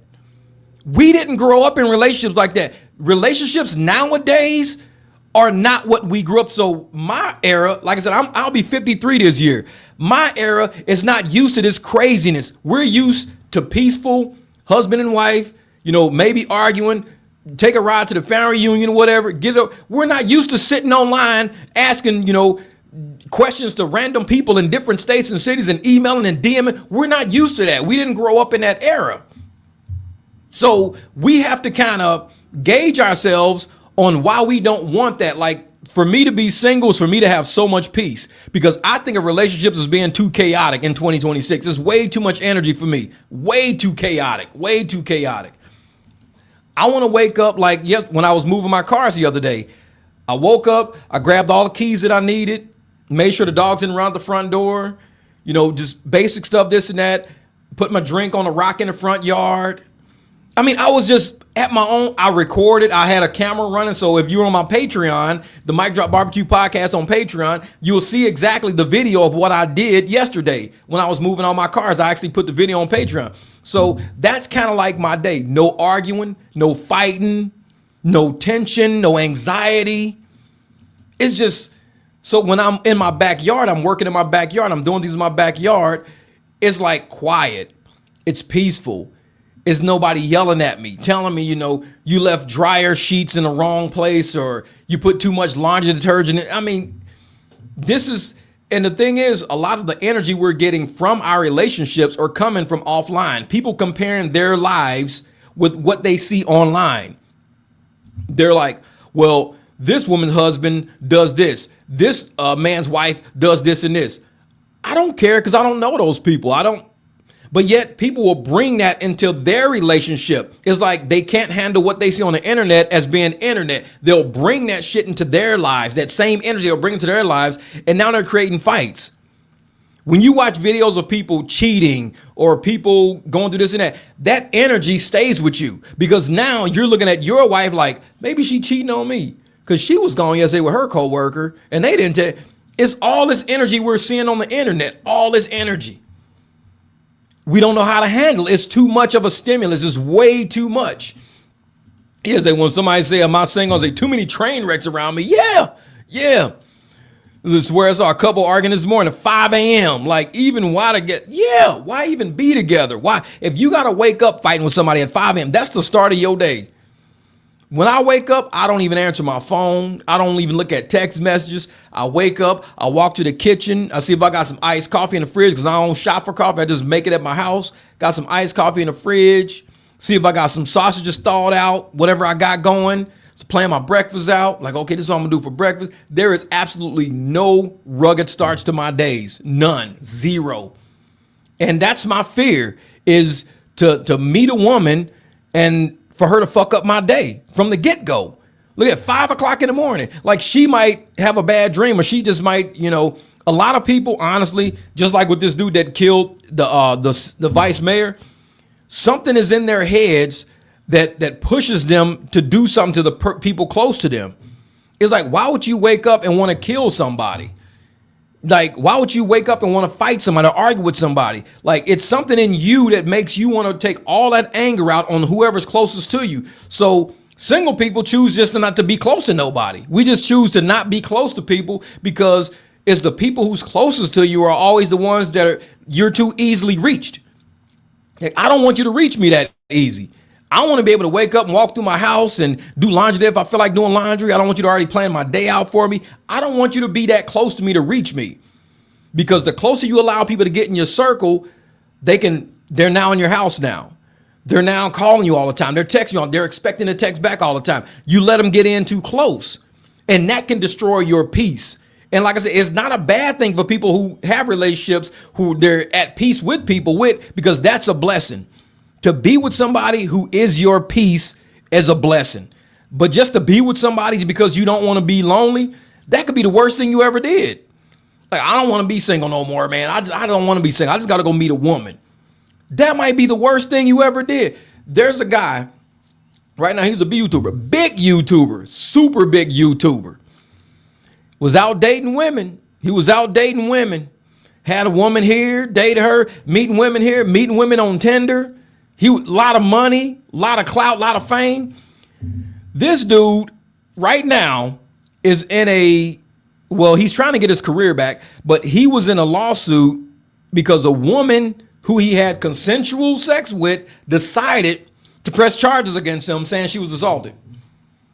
And I just watched one of the videos of his this morning, and he's like, I'm finally I'm going to tell my side of the story. I'm this, I'm that.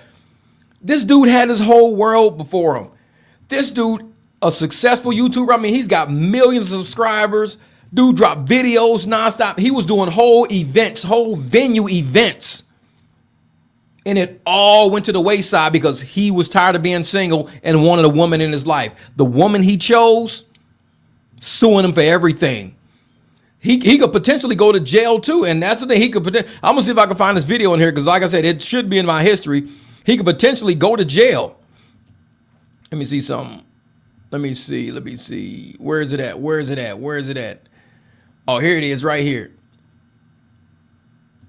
This right here. I'm gonna show you this screen right here. Share the screen. This one, share. This is it. It says, if you're reading this, I'm in prison. this. If you're reading this, I'm in prison. This guy right here. Wait, right here. Hike. We then left my house and drove to a hiking This was him trail, telling the but story upon and arriving, everything. It was getting dark, so we agreed to return to my house and watch Netflix. Let me see want to be here. recorded. So I stopped the recording and deleted whatever was briefly recorded right in front of her. We then continued what we were doing. This is him having telling a his story. Consensual sexual encounter. I want to be very clear here. The encounter was enthusiastic, ongoing. But I'm not going to show the whole video. But that video right there, that dude right there is a multi-millionaire content creator, life before him, fast cars, everything. He had the world given to him. One woman destroyed everything. One woman. Because he didn't want to go to Home Depot and build something in his backyard. He didn't want to work on a car in his garage. He wanted to be out doing things with women because, like I said, some people don't want to be single. But I'm like, you need to watch who you allow to be in your circle. He invited this woman to her house. They went hiking. And he's a content creator where he films before he engages with a woman. He films a consent. And his attorneys have him do it. He talks about it in his thing. Before I have any sexual encounters with a woman, I film a consent. This woman says she didn't feel comfortable filming a consent. That should have been your first red flag. She didn't feel comfortable filming a consent. That's it. Just saying, we agree. Yep, we agree. Okay, turn the camera off. Not only did she say, I don't want to feel that. Let me see if I can go in here and get this link for you. Not only did the lady not want to film the consent, she wanted him to delete the video where he was talking about the consent. And I'm like, wow, that right there should have been, let me see something, copy. I'm going to put the link right here. That should have been, there's the link to that video right there. Yep, a premeditated setup. That's the link to that video right there. He always films consent with the women he's with because he's a millionaire. She said, nope, I don't want to film the consent. So he deleted the consent and everything. They had sex. They had a great time. They had this and that. She even said on statement, she only got mad because he had work to do the next day. He had content, everything he had to do the next day. So he said that, she drove 30 minutes to get to him. She didn't want to go home. She wanted to stay there. She got mad at him, not because of what they did, but because she had to leave because he had to work. So there was no assault. So he not only didn't have it filmed because she said delete it, but now it was his word against her word. Man, you can't trust people out there right now. You cannot trust people out there right now. Oh yeah, Nice Boys win. Say hi to me now. Food tastes great. I'm thriving out effort. My end, I was struggling with my ex. Oh yeah. And I'm telling you, man, hey, Gilly, hey, Gray Pill Pine, that video right there, make sure you watch that later because any man or woman out there need to copy that link, save that link, watch that link. It's going to save you a prison term because he still potentially can go to prison even with all the evidence that they're piling up. Because once again, it's like he say, she say. Me, I don't need that in my life. I really don't need it. I don't want to meet somebody saying, oh yeah, content creator, blah, blah, blah. She was actually a fan of his that was going to some of his shows. And like I said, it was probably a setup. Out looking at him, checking him out, hit him on Tinder, matched on Tinder. They was emailing back and forth, doing all this stuff back and forth. They finally had a chance to have sex. And what happens? She turned on him real quick, turned on him. And now she's going to sue him for millions and possibly put him in jail. It's all a setup, all a setup. That's why I tell folks, man, being single is so easy. You wake up, you think about, what you want to do with your day, whether or not you want to, do certain, because I got different companies. I can either do content or I can drive. I could, make T-shirts and sell shirts. I can market. There's so many things I can do with a day. Sitting around dealing with courts is not one of them. Dealing with the police is not one of them. I don't do that with my day. I have very easy days, and I love it like that. To give it all up for what? Just so somebody can be laying in the bed next to you? That person might be the one sending you to prison. The vice mayor, the one she was laying next to, blew her head off with a shotgun. That's the vice mayor. And now look at, They're all down in Florida. Everybody's tripping right now. Like, there's no way this woman is deceased, because she was like the shining star of the whole city council and everything else. There's no way. But you never know, man. Like, people are fake in corporate world too. I worked for 4 years, gave nasty character references on it. Man, the market on the lover and shit. Yeah. And that's the thing, man. For people not to realize that the person that they're trusting their lives with every day in your house, every day, could be setting you up the whole time. Some of us have been married before. And I tell people like that, you don't know if the person who you're even married to is really on the same level you're on. Because some of us have went through divorces for a reason. And I mean, I'm quick to divorce women. I've been married 3 times. And I tell people the reason why is because I don't tolerate bullshit. I'm a black man. I'm not going to prison. So domestic violence is out of the question. So anybody get in my face, start trying to fight me, this and that. Once I notice that characteristic about you, I'm done with you already. There is no apologizing. No, I'm done with you already, because I'm a black man. I'm not stupid. I know how black men in marriages look, especially I'm a bigger black man. I'm not some little skinny dude. I'm a muscular dude. So I'm not going to have police come to my house, strong arm me thinking I'm somebody who have to be fighting. Fuck. No, I'm not going through all of that. So the first time a woman tries to start getting physical with me, you know what? That's my red. You only need one red flag. I don't have a lot of red flags. I'll just need one. You give me one. That's all I need. Oh, Jeff, man, you didn't see all the red flags. She gave you 10 different red flags. You didn't see 10 red flags. No, I don't have to see 10. You show me one red flag that can send me to prison, and I'm done with that person. Done. Nope. You're going to get a letter in the mail from my attorneys. I want to end this marriage. I want to move on. Wow, what the fuck? Like, yep, we got, okay, fuck it then. Let's move on. Yep, you can try that shit on some other guy. I need to move on. I want to enjoy my life. I want to go buy me a house some fucking where, have me some dogs. I want to build, nope, motorcycles, cars. This is not the path that my life is going down. I've made it way too far to be fighting somebody in my own house just to get a piece of ass. Nah, I'm cool with that. No. I'm not going to prison. So I'm a guy that I don't fight women. I just don't fight women. I'm too big to fight women. I don't even argue that in depth with women. I'm too big to even go that far, because when tensions start rising, I'm the big black man in the building that the cops are going to see when they walk in. I'm the one they need in handcuffs for their security and their safety. Once you're in handcuffs, you're already looking guilty already. Neighbors looking at you. Everybody looking at us like, damn, why Jeff in handcuffs? What the fuck? See, I'm already looking guilty already. So you take yourself away from all of that shit. You don't let nobody close to you. You don't let nobody in your circle, especially if you have any level of success. Any level of success you're going to get, somebody's going to hate it. They're going to be jealous of it. They're going to take it from you because they see you got something that either they can't get or their man can't get. You're successful as a man, and they're going to say, you know what?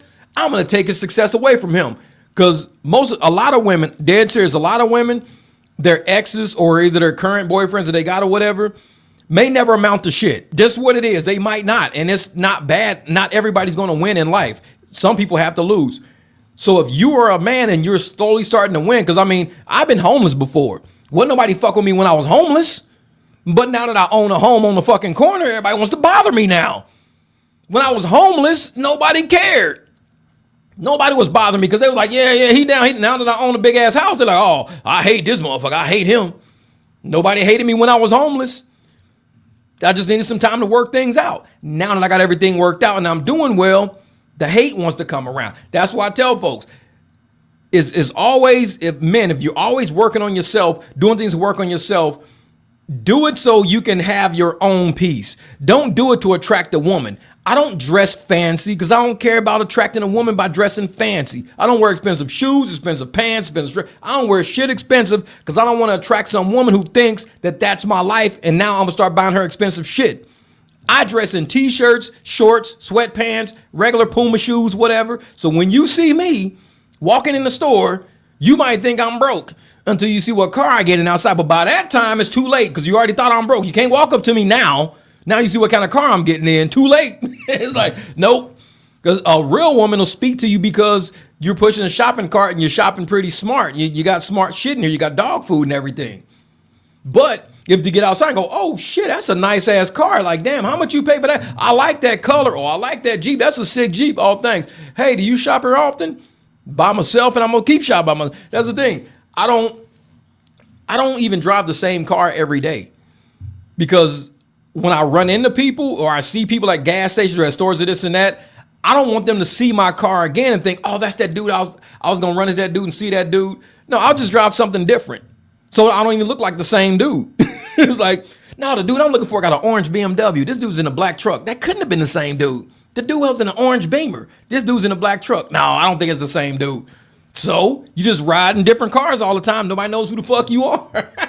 They leave you alone. You drive one car, you might not drive it again for another 3 weeks. That way, nobody bothers you. Nobody bothers you. Yep, stay real and stay chill. And you keep your peace. Now you brought it up. That's probably why people hit me up now. I'm telling you, man. I'm telling you. And that's the thing. And a real woman will recognize a real man, and a real man will recognize a real woman by how we move. Anybody who moves and protects their peace, they realize they got a lot to lose.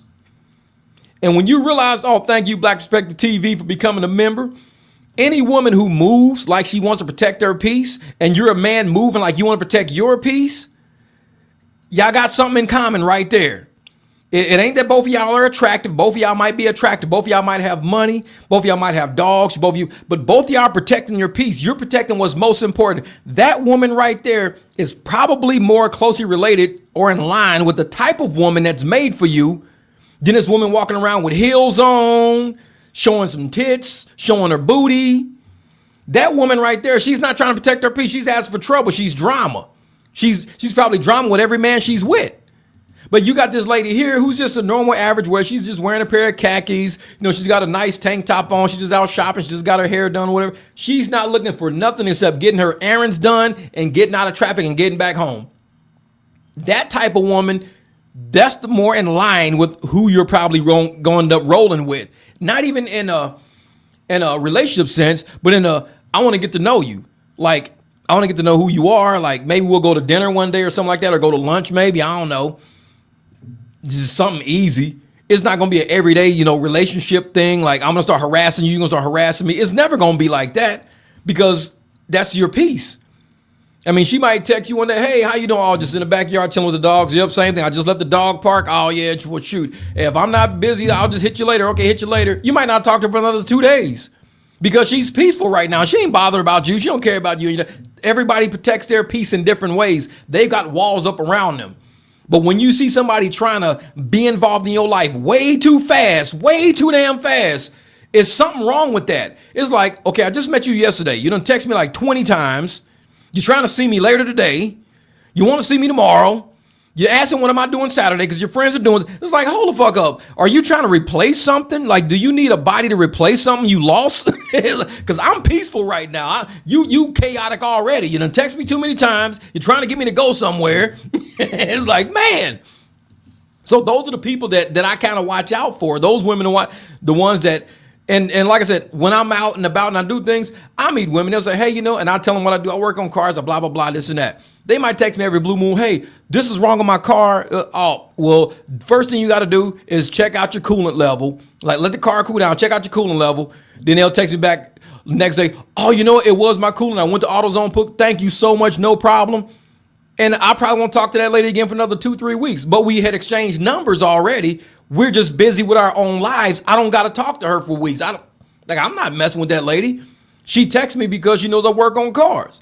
Like, one day if I'm free and I'm like, hey, I'm actually in your part of town. If you're, oh yeah, I'll come down and meet you. Well, I'll come have some tacos for you. It might be 6 months down the road for all I know.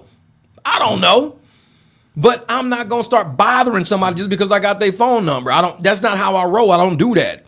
And I hope people that I meet don't do that to me either, because I could be podcasting. I could be busy. I could be working on a car, a motorcycle. I could be walking my dogs. I could be giving one of them a bath. A lot of stuff I could be doing. And busy people who protect their peace, that's kind of how they move. They don't want to, just bombard you the moment they get your phone number. Like they're looking to fill something, like fill a void. My life is so full, there are no voids to fill. I'm at peace right now. And there's a lot of women out there who are at peace right now. And I don't want to disrupt their peace by saying, hey, I got the phone number. Hey, girl, I'm glad you gave me your phone number earlier at the store. Later on, I'm not doing nothing for dinner. Do you want to try to go out to dinner? No, not really. You know, I got to feed my kids, whatever. Okay, well, tomorrow for breakfast, you got to see you for breakfast tomorrow. No, I really. Okay, well, what about lunch? If you don't eat breakfast with your kids, can I? At that time, she's probably like, I'm done with this dude. He's trying to see me way too damn fast. It's like, man, fuck that shit. Say, thanks for reminding. I need the filters so I can. Exactly. Oh, what up, Mister for your sister? I know. Oh, yeah, Mike said, I'm so bored. And that's me. I'm one of those people that just, I believe in life and in relationships. You'll find your mate through the weirdest ways, through just how you operate, how you're busy. And at this point in our lives, because we're not 16 no more, we're not 20. We've got kids. Some of us got grandkids. We have full plates already. So we're not looking for somebody to fill a void that's not even there. A lot of us have a full schedule. A lot of us enjoy reading a book, or we enjoy live streams, or we enjoy creating content. We might enjoy doing something totally different, riding a bike. You know, I'm going to go on a hike today for a 2-hour hike. So if you're on a 2-hour hike, you can't be texting people at the same time, but their life might be a 2-hour hike every day. That's what it is. So these people that we meet at this age in our life don't have a lot of voids to fill. The people who have, like, when I see content creators, it's like 61 here. I'm telling you, I'll be 53 this year. We don't have a lot of voids in our life. So when I see people out there, especially content creators, jumping from relationship to relationship to relationship to relationship to relationship, they're looking to fill a void. Because if you got to keep jumping for relationships all the damn time, you with a different girl every 8 months, every year, you with a different damn girl, or you with a different guy, then you're not at peace. There's no way you could be at peace. Because if you're at peace, all of these people with their families, with their kids, with their friends, now they're all involved in your life now. I don't have time to meet a new woman every year, to meet all of her kids, to meet all of their kids, to meet potential grandkids, to meet friends that she works with, to meet people in her neighborhood. Every year, I got to meet all these new people every single year.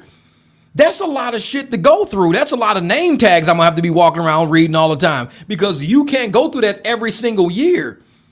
Now, if I'm already with my neighbors, I got, my life, I got my friends, I got my social media people, I got actual drivers I'm friends with. If I meet a woman, I don't want to have to keep reintroducing a woman to all of these people every single year. Like, so if I do make a choice to get a woman, then I'm going to have to say this has to be a woman who I know is going to be around for a while. Otherwise, you're not meeting all my people. You're not meeting all my friends. You're not getting in my content. You're not meeting my family, because I don't want to keep doing this every single year. I know it. You remind me a lot of Mr. Vibes and Personality and Mindset. We fixing you up, Jeff. I know it. That's funny. And that's the thing. Yeah, people are traumatized as a child and won't try to fill a void. That part. They're always trying to fill a void. And I'm like, you can't put a price tag, or you can't even quantify what the level of peace and just fulfillment feels like. Like I said, I left a $109,000 a year job because I wasn't fulfilled doing it. There was so much more life. I wasn't at peace. My money would go into the bank. It would cover bills. It would stack a lot because I didn't have a lot of bills. So my money was stacking all the time, but I wasn't enjoying the money. It was just stacking. I'm like, I can't even go on vacation. I can't go out with people. I can't, because I'm always working. I'm at the casino, or I'm at home, or at casino, I'm at home, at casino. So it's like at some point you got to get fulfillment. So I'll say, you know what? I'm done. So now I don't have a lot of money, but I got a lot of peace. And I prefer that than anything else. Because the other night I was across town. I dropped my client off. It started getting a little windy. And I was like, you know what? Let me go home, check on the dogs real quick, because when it gets windy out here, it gets windy, like crazy windy. So I come driving up, and sure enough, shit in the property is all torn up and everything. The winds got shit in the pool and everything else like that. So I was like, okay, cool. So I decided, at that point, that I'm just done trying to work for the night. I'm not going to drive. I'm just hang out with the dogs or whatever, this and that. I'm at peace. I don't have to have a lot of money. I'm at peace. People who are not at peace are always searching for something. A lot of these drivers are out there, they're living in their cars, 12, 14-hour days, living in their cars. They're looking to fill a void because of something that they haven't planned on at this point in life. Like I said, we're too old to be working 14-hour days, 12-hour days. If you work an 8-9 hour day at this point in your life, that's decent. That's decent. Because you can sleep for about anywhere between, 5 to 8 hours. Then you work for about 8 or something. Then you got a little life outside of that. But when you're out here right now working from 12 to 14 hours a day at this point in life, I mean, what are you working for? What are you looking for? You're probably living above your means, or you got yourself in a position where you have to make that much money to live. I buy old cars. I don't buy brand new cars. So all the cars I buy, I pay them off pretty fast because they're not $80,000, $90,000 cars. They're like 30 grand, 16 grand, 20 grand, 40 grand. So I pay them off real fast. I don't want to sit around having a $100,000 car. Now I got a car that's about the same price as somebody's condo, and it's taking you buy a condo for $130,000. You could take 30 years to pay that off, but I buy a car for $130,000 and I got to pay that off in 5 years. It's like, so that's 25 years that I'm losing in paying off this car. Why would I want a $130,000 car? Just buy one for $30,000. That's it. Just buy one for 30. Call it good. Call it good. Yep. This was that God give us time to be alone. That's a time you get closer to him. When you have your God, there's no feeling lonely. That part right there. And God will give you the strength. He'll give you the peace, the wisdom on how to move. Because when I move, like I said, when I move, I think 2 steps ahead of the game, like a chess player. And I've learned to be like that in my whole life. Just, if you're going to do something, anything, think about the outcome on the tail end of it. Like, what am I going to get on the tail end? Because the consequences can be good or bad. It's not always going to be a good consequence. Consequence can be good or bad. So I think about the back end. And as I'm operating, even in social media space or even real spaces, I always think about what can I get on the back end, which is why I don't move my cars a lot. I don't drive a lot. I'm not always all over the place a lot because I think of the consequences on the back end. I can end up with a flat tire, a wrecked car, a broken down car. So when you see cars in my house, these cars don't move that often. They're there to work. They're there to make money to pay for this house. I don't just ride around town trying to pick up chicks and be seen in traffic. Yeah, I'm in my car. I cleaned it all up. When I clean up my car, it means somebody paid me to clean it because I got to go pick them up and get them somewhere. So I was paid to move that car today. If I'm not being paid to move it, the car is sitting right where it is. It could be dusty or whatever it could be. But I'm not going to go out in traffic, get a flat tire, get into a wreck. It's too expensive. A lot of people that I see who go out and buy cars, they just want to be seen. They want to cruise around, cruise through the hood, go places, try to pick up chicks, this and that, using their cars. It's an expensive lifestyle. It's a consequence lifestyle. Because just like that link I put in there, that guy, multi-millionaire, out messing with these chicks, trying to have, consent. He got a videotape consent. And when he didn't videotape the consent, what happened? Now, potentially he's going to jail now. Potentially going to jail when he could have just been living his own life, doing his own thing, building something somewhere, doing something. Instead, he got with somebody who was destructive. And it's not that I'm against relationships, and I'm not against relationships at all. So for people who are married or in one, that's what it is. But you've got to realize how destructive a relationship can be. And you can't say all relationships are building. We're building together. We're building together. Not all relationships are like that. Some people are just destructive by nature. And they put on this facade. That's why we talk about narcissism. They put on this facade that they're going to help you. They're going to be good for you if you just let them in. That's called love bombing. So they love bomb you to get into your circle. But if you ask about our relationships, it's always something destructive. Like, dude, you've destroyed everything you've touched. But somehow you're going to build with me. You're going to build with me, but you destroyed everybody else's life. Everybody is worse off after you, but you're going to build with me. I look at all my exes. All of them got nice houses, nice cars. I bought motorcycles for them, this and that, left money for them, give them money when they need money for their kids and stuff. Everybody has a nice life. Everybody is good. Everybody's even. They're remarried again. They're moved. They got other kids and stuff like that. Everybody's moved on and having a great, easy life. There's not a whole path of destruction. But yet when you meet somebody and they got all these court cases behind them, they got, all of these restraining orders. They're always at the police station all the damn time. You really want to involve yourself in that. But they're going to build with you.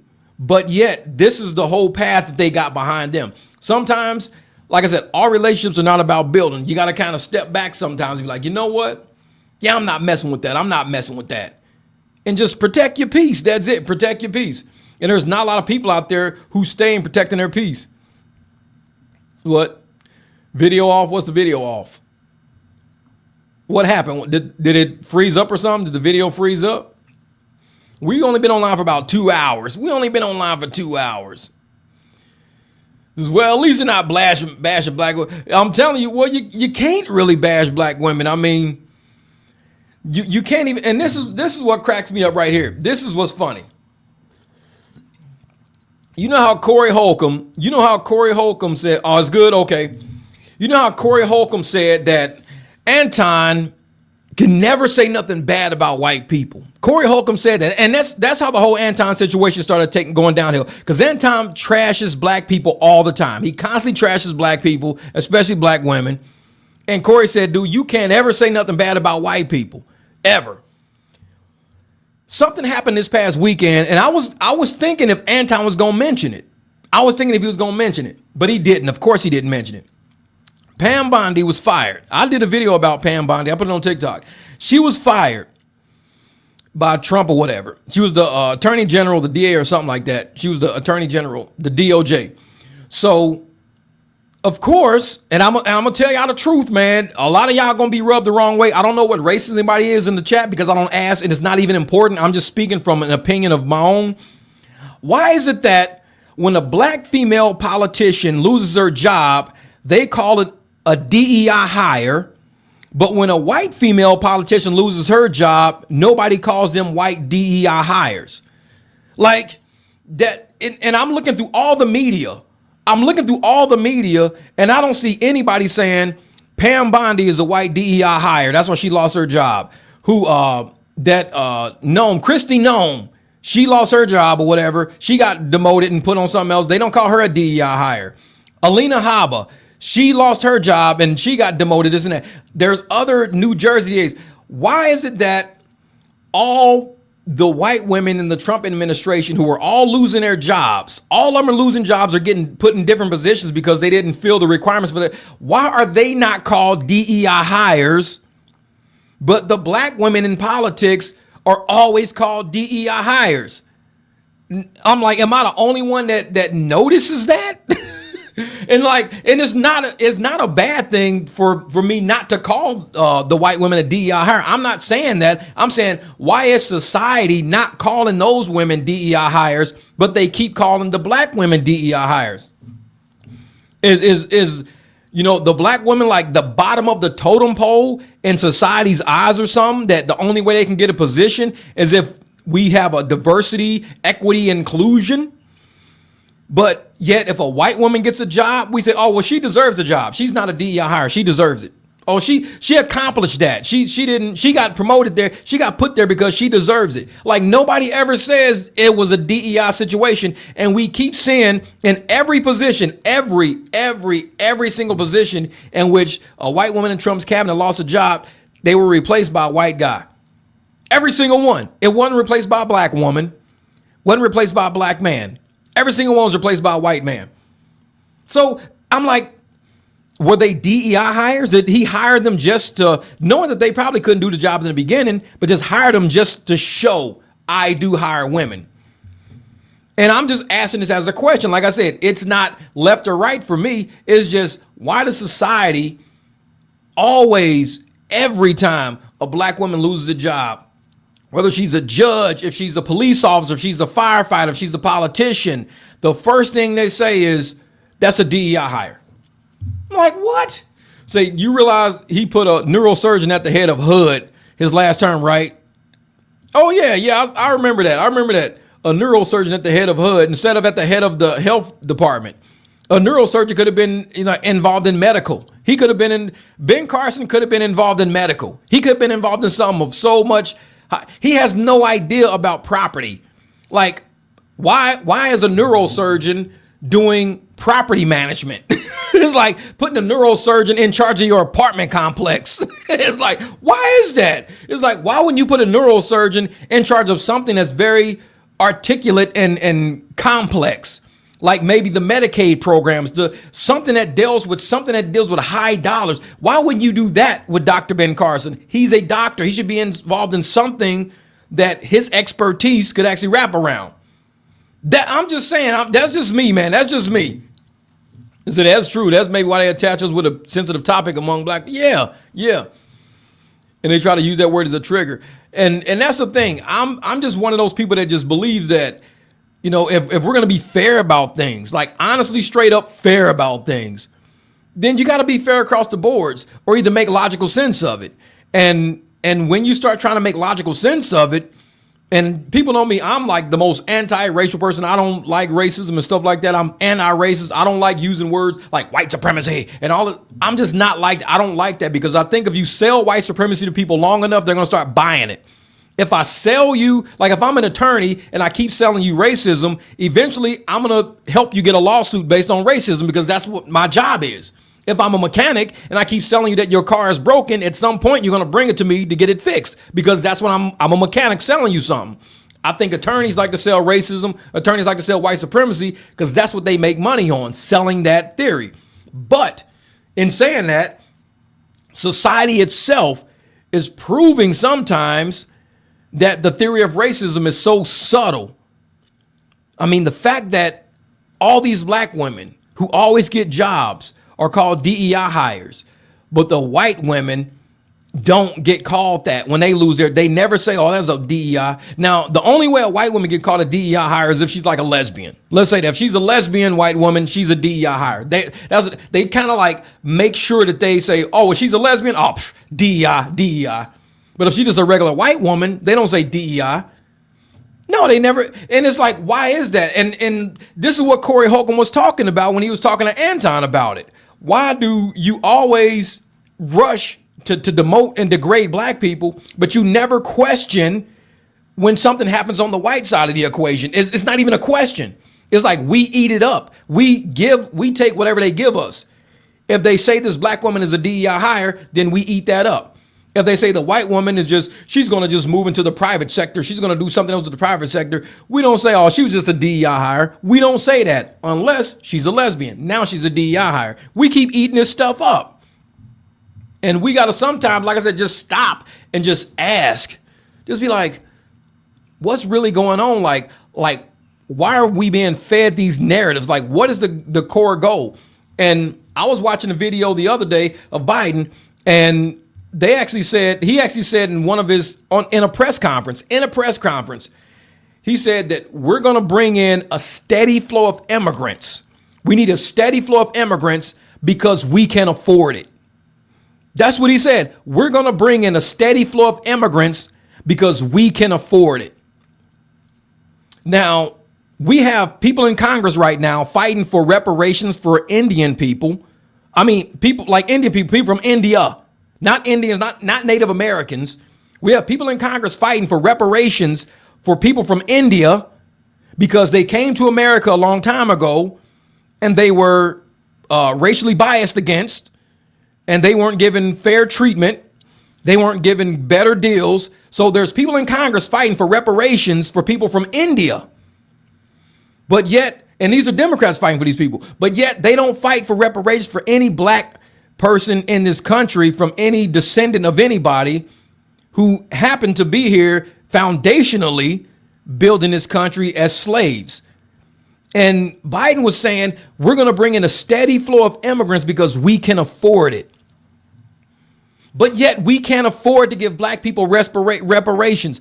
It makes no sense to me. How can we afford to house and to feed and to fund a steady flow of illegal immigrants in this country, but we can't take care of the black people that are already here, who are descendants of the people who built this country? Like, a lot of things just don't make sense to me. And I'm asking logically, like, how is this even possible? And this is, like I said, this is what Corey Holcomb was talking about with Anton. Why can you always degrade and talk down about the black community, but you can never, defend or either have an inquiry about why black people aren't getting certain things, reciprocated back to them for the atrocities that were done in this country? And the UN just voted, like, let's say 60-3. The three countries who didn't vote were United States, Israel, and some other country. But like European countries didn't want to say that the Atlantic slave trade was the worst atrocity in human civilization history.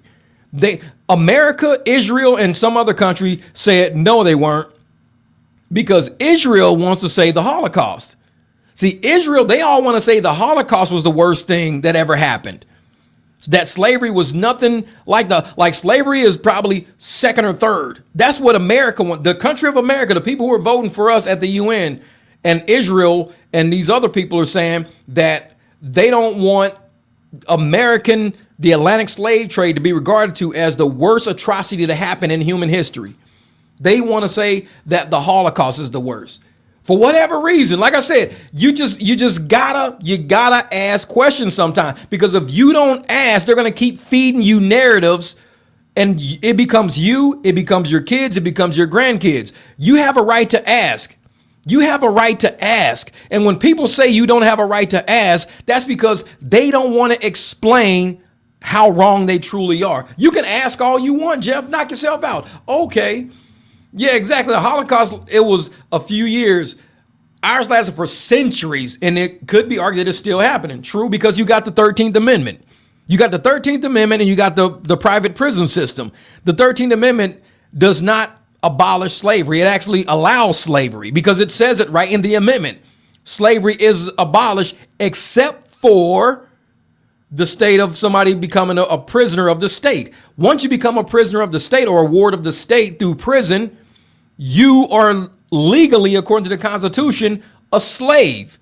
It says it in the Constitution. People can go read the 13th Amendment all you want. It says it's abolished except for. When somebody says, it's like saying all of y'all can come except for you. That means everybody can come except for the person I just pointed to. That means I'm giving an exception to everybody. Everybody can come except for you. And they say slavery is abolished except for this person here. You are still a slave, technically. So that tells me right there that there are a lot of things that the distractions we're seeing is all to throw black people off. Because, I mean, if they want to import all these new people, saying that they do have money to feed them all, do have money to clothe them all, do have money, if they want to do that, but yet they want our vote to bring all these people in that they could take care of. But yet for the people here that are voting for them, they're saying, oh, we appreciate your vote, but we have no money for y'all. We don't have money to fix your hoods. We don't have money to knock down the projects and put y'all in better places. We don't have money for your educational systems. We don't have money for job training. We don't have money for trade school. But yet all the people they're importing are getting they're getting free legal, free trade school, free college. We're paying for their college, free health care, free housing, free food. We're paying for all of their stuff, and they're telling us, well, we don't have money for that. I'm like, what the hell? How can we not have money for black people, but yet we can import millions of people and say, oh, we could afford it? That's like you having kids in your house. You got 4 kids. You ain't feeding none of them. But yet your neighbor's kids across the street says, we want to come live over there. Oh, come on over. We could feed you. So they come over here. So now you got 8 kids in the house. Your 4 still ain't eating, but you done bought steak, lobster, rice, shrimp. You feeding the neighbor's kids. Amazing. They eating good. You give them rides to school and shit. You put one in band, one in football, one in basketball, one in soccer. But your 4 kids, oh, I ain't got money for y'all. I wish I did, but I don't. But look at all of them. You're taking care of them pretty well because we got money for that. We got money for that. It makes no sense to me. It makes no sense to me, man. And people have a right to ask a question. Yeah, they make money off of them. They make money off of them. There's a reason that they're doing things the way they're doing. And the fact that even California, they're finding all of this fraud in California. And a lot of these people are Romanian gangs. This is not even, these are Romanian gangs, Russian gangs, Asian gangs. All of these gangs are coming over here and milking the American taxpayer dollars through Medicaid, Medicare, hospice care. They said there's some people who are running hospice care, because you know hospice care is when you're on your last leg. You're going to die within the next year or two. That's hospice care. You're being cared for. You're going to die within the next year or two. There are people in the hospice care rolls for 5-10 years, and they also transferring and releasing these people into other hospice care programs that are involved in the fraud. Then they're discharging some of these people to go back home. That's impossible if it's hospice care. It's literally impossible to discharge somebody from hospice back to regular life unless they die that year. But this is how they're getting paid off of this, man. They're making money out of all of these programs, and it's not even Americans. Americans aren't even the ones doing it. We're the ones paying for it. The black community is really not getting none of the money because, I mean, just look around.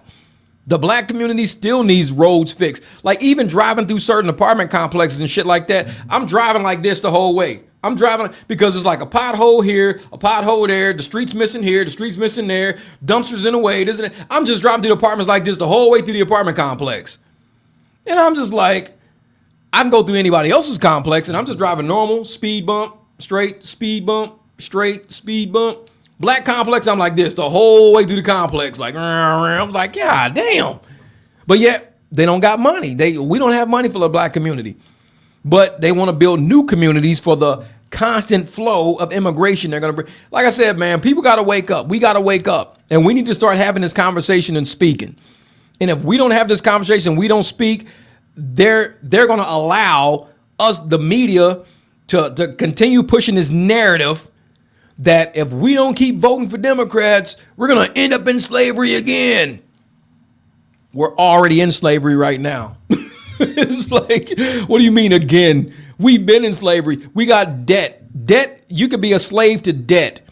You could be a slave to the prison system. There's so many things you could be a slave to. To be a slave is to be completely dependent on something. We got people who are slaves to the welfare system right now. If they make $5 too much, they're going to get kicked off of Section 8 or kicked off of welfare, and now their kids can't eat right now. We've been a slave. And yet they trap us with these little small criteria and constraints, and we can't find a way to think our way out of it. But somehow the immigrants thought their way out of it. They got trucks, cars. They all run business out of their houses now. They all got Medicaid. All of them are millionaires. They're giving envelopes of cash to each other all the damn time, this and that. They figured it out. They figured out the system. It's, hey, we just got to rip off the taxpayers. That's it. We know how not to be poor. Shit, start a program. We're going to start a home health care business. So they figured it out, but nobody else. And the thing is, not only did they figure it out, think about this. Not only did they figure it out, but the Democrats don't even want to investigate it to say it's fraud.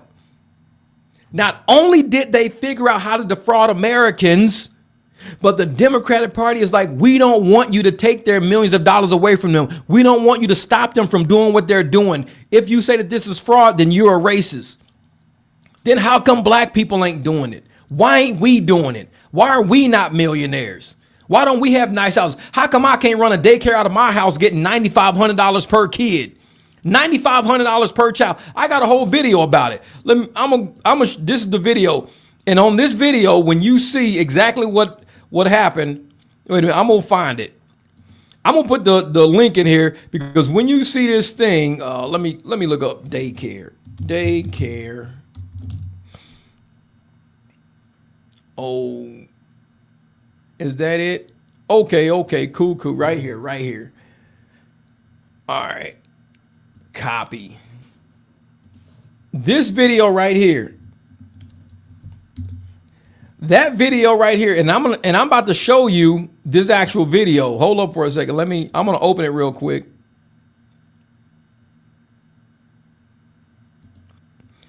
Okay. Wait a minute. I'm trying to find it real quick.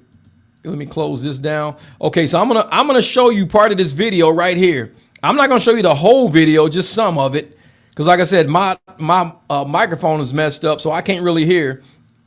But this right here is Somali daycare fraud influenced by the Blue Cross advertisement. Now, if you have been following my series on the fraud, then you know that I believe that this is all a pyramid scheme. Okay, right here. Nothing to stop it. That still doesn't address the question of who specific held the hands of these Somalis. Now, this right here is how the fraud was committed. And from a common sense standpoint, I said in my video like a week ago, there's no way these Somalis figured it out. Somebody taught them how to do it. Didn't teach the black community, didn't teach the white community, didn't teach the Latinos. This is right here. Taught the Somalis how to do this. I wish I had my headphones. We know about a lot of people in government who knew that it was happening and allowed it to happen. But who are the people that facilitated, that helped them do it? But it's not only about who helped them do it, but it's why would they go this far to help that community do that? It's not just for votes. I highly doubt it was just for votes. Yeah, they're going to get a lot of votes out of it to keep them in power so they can conceal the fraud. But I think they did it to get rich. I'm looking through various online resources for citizens of Minnesota who want to start their own daycare.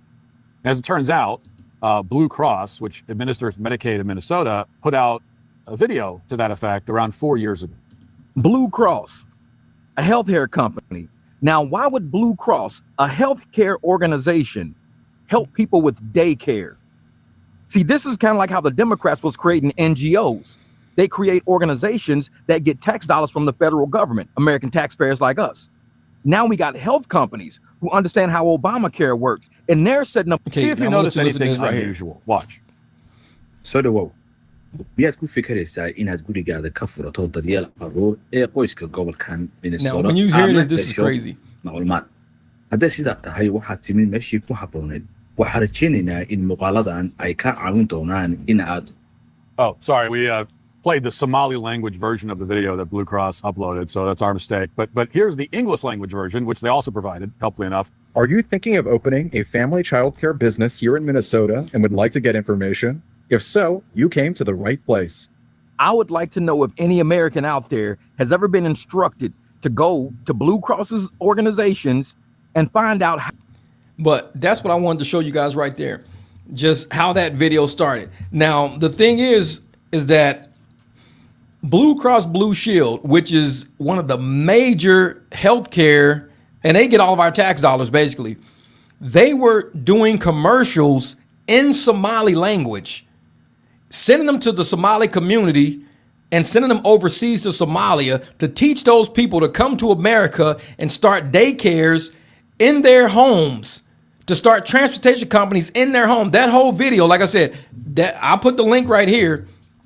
That's the link to the video. When you see exactly what they were, and I said, why didn't they do the black community like this? If it's legit, why didn't they do the black community like that? Why didn't we get $9,500 per child, our own kids? They were giving these people up to $9,500 per child in their house to watch their own kids. There are people out there with 4 kids in their house getting 40 grand a month to stay home with their kids, being paid 40 G's a month. 40 G's a month. Saying welfare helps you start a daycare whether you're an immigrant or not. See, in New York, yep, they do that out there. But I have never heard of it anywhere. And Blue Cross Blue Shield they actually did the entire commercial in Somali, but then the guy, he had it flipped so he can put it in English or whatever, because they did an English version and a Somali version. But you've never heard of them doing that in any black community around America. You've got black people out there with 4 kids, 5 kids, 6 kids. Just imagine getting $60,000 a month to stay home with your kids. 60 grand a month. 60 grand a month to stay home with your kids. And see, the Democrats were like, well, it's legit, it's legal. We got the Somalis doing it. Okay, if the Somalis are doing it, then how come everybody's not doing it?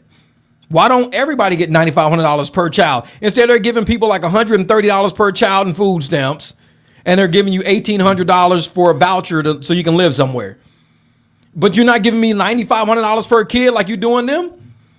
See, this is what I mean. People got to really start questioning things and wondering, why are they doing us like this? Why are they doing us dirty like that? And not even explain to us, why are you saying it's legit for them to do it? If it's fraud, it's fraud. Call it what it is. If it's fraud, then it's fraud.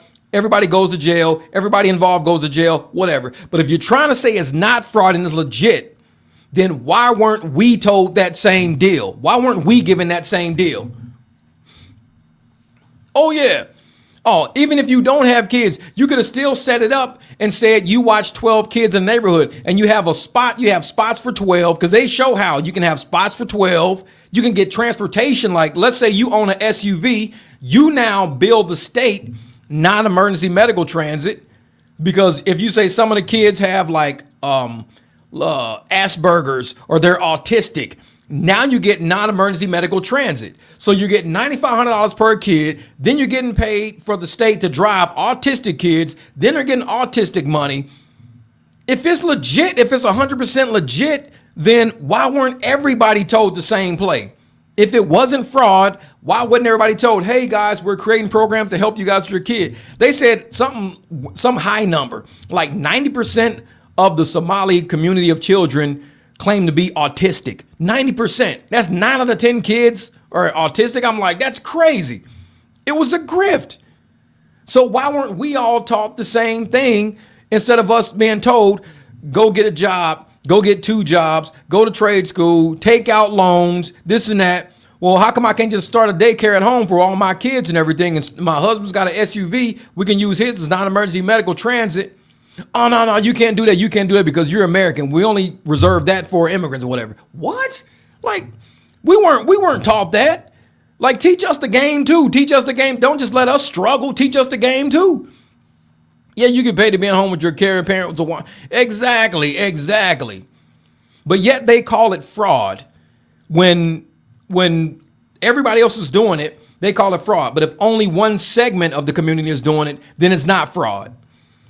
Okay, so Somalis are doing it, the Romanian gangs are doing it, all these people are doing it, and it's not fraud, so we shouldn't look into it or else we're constituted as being racist. But if a black person does it, we're going to look into it, and it's fraud. It just, something don't make sense to me. Don't make sense to me. And this is why we got platforms out there. Like I said, people like Anton Daniels with his platform, people like Tasha K with her platform. Instead of them standing up for the black community, supporting the black community, asking the questions that black people should be asking, they use their platforms to go against black people. It's like, why are you going against us?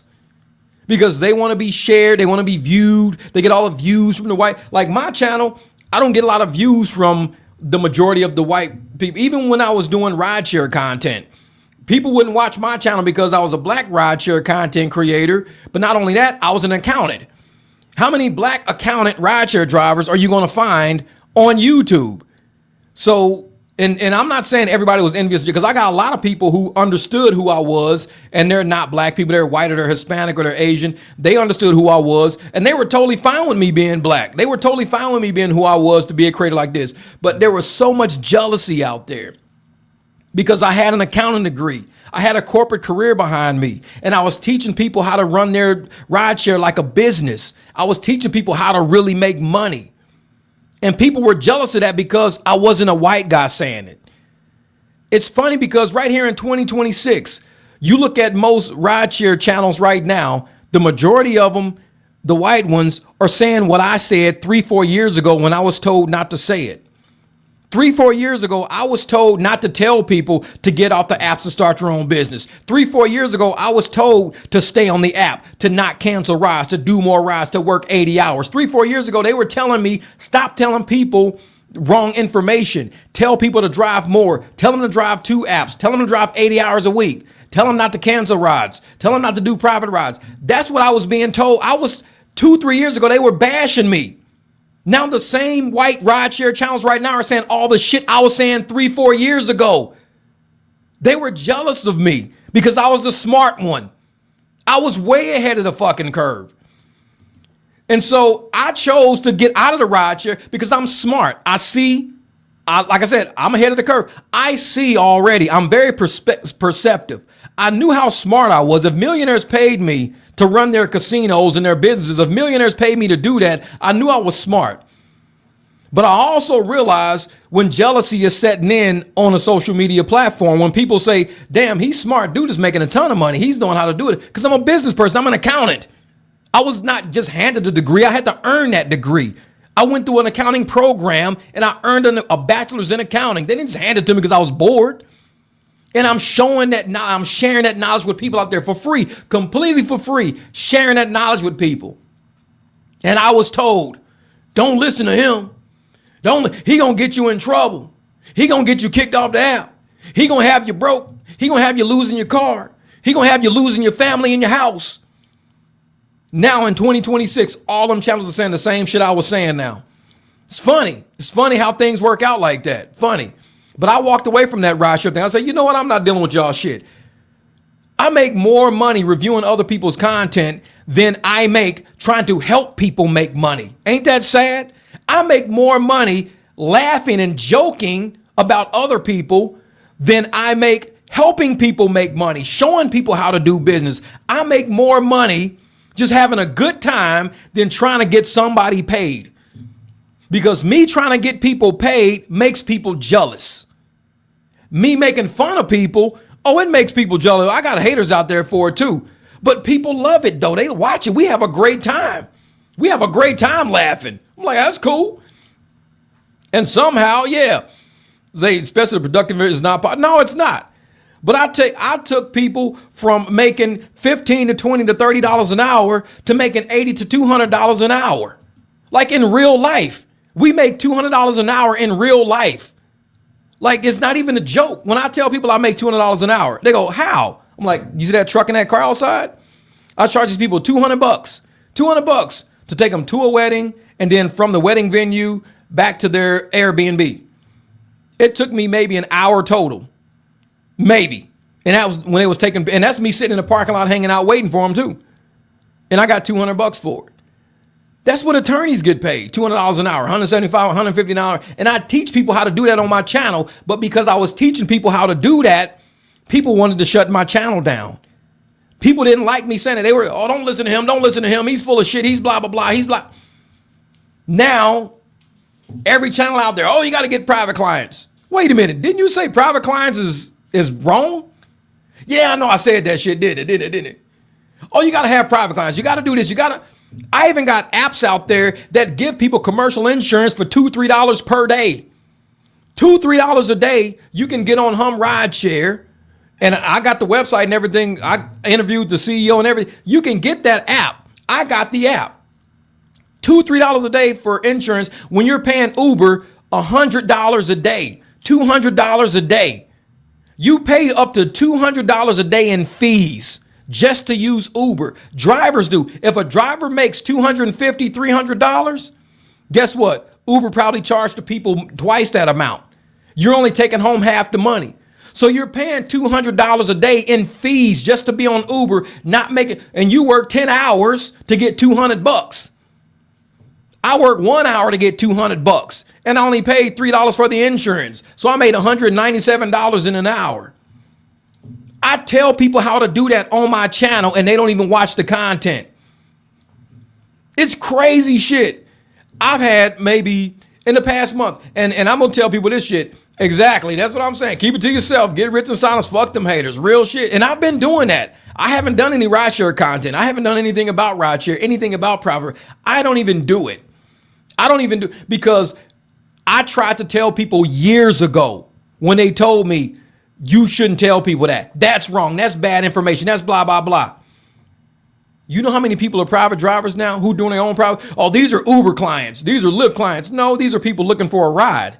If they choose to use Uber, they could use the bus, they could use a taxi, or they could use me. They're just looking for a ride. Everybody with the Uber app on their phone ain't an Uber customer. That's like saying everybody with the Walmart app on their phone is a Walmart customer. You can go to Target if you feel like it. Walmart don't own you because you got the Walmart app on your phone, just like Uber don't own you because the Uber got the app on it. No. It don't work like that.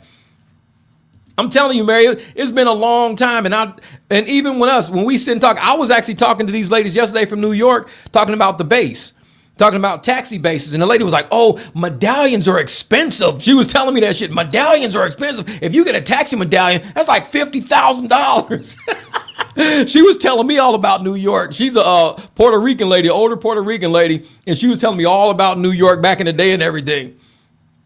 But I tried to help people because I was designed to help. I took my corporate knowledge, I took my degree, and I said, why don't I just give this information to people? Why just give it to them and help everybody out? Why gatekeep the information when I know that people around here struggling on $20, $25 an hour, struggling.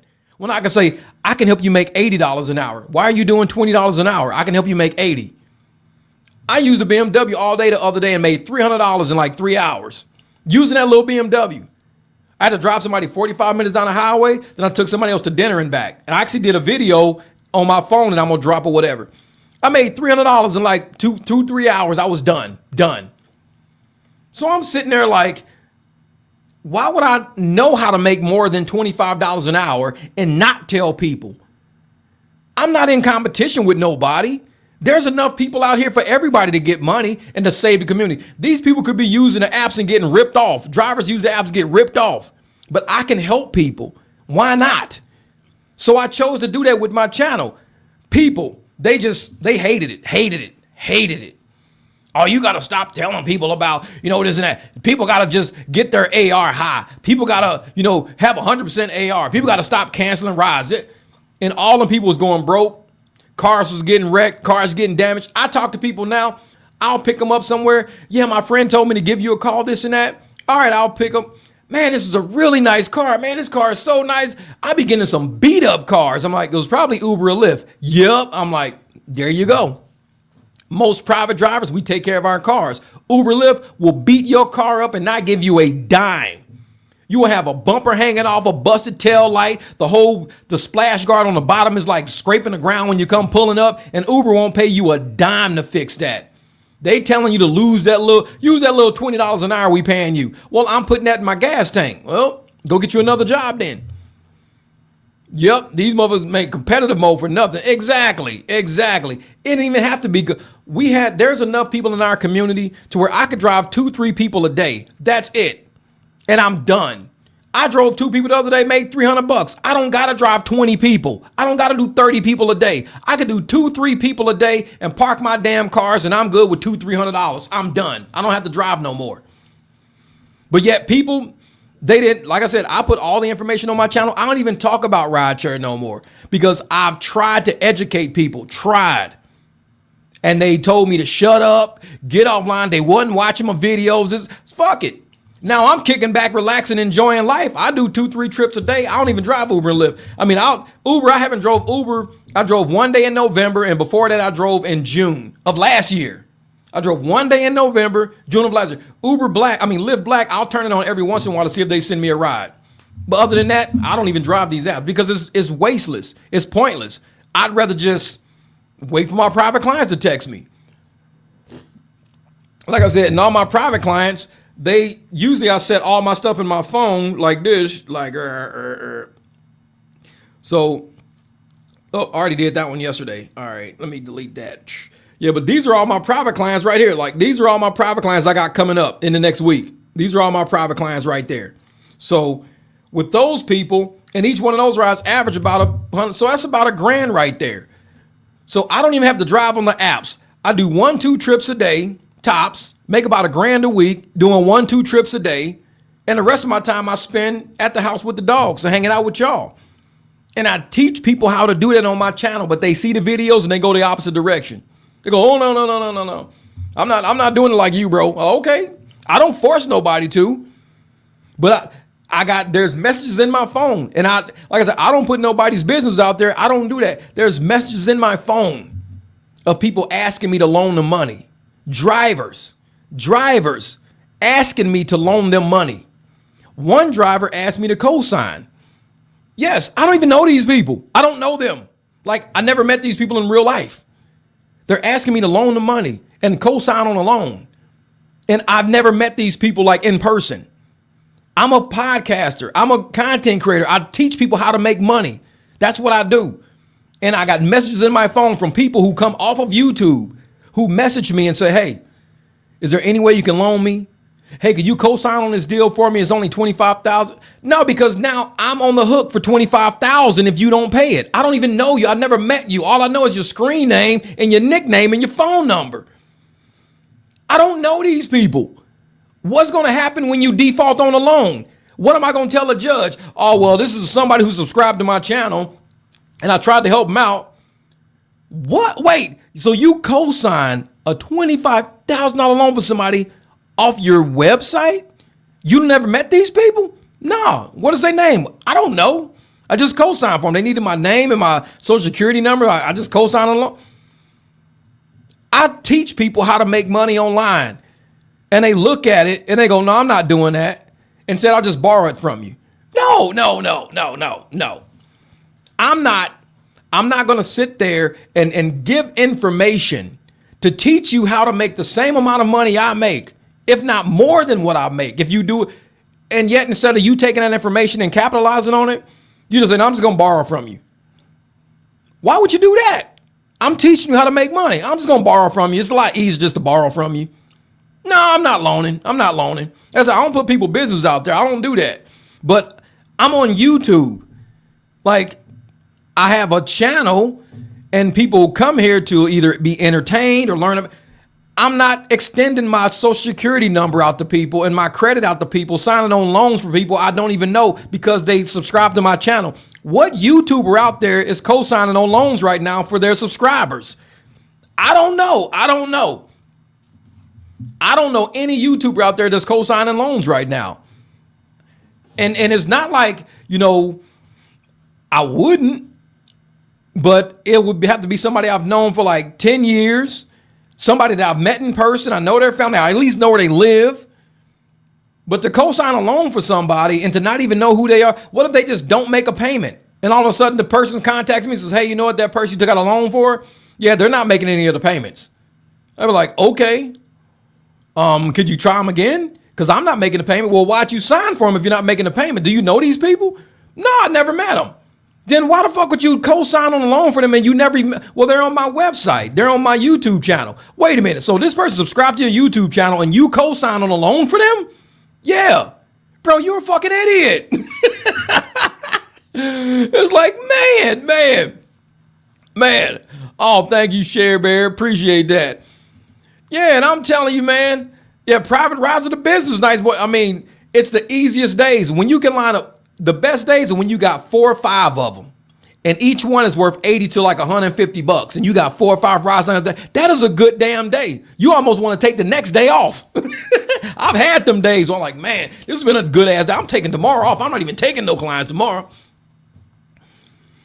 And I'm like, like I said, I'm a very nice person, but I'm not a sucker though. I'm an accountant. I'm a smart guy. I'm not a sucker. And I know people be like, oh man, Jeff is cool, man. He does YouTube. He be helping people out. He be doing this and that.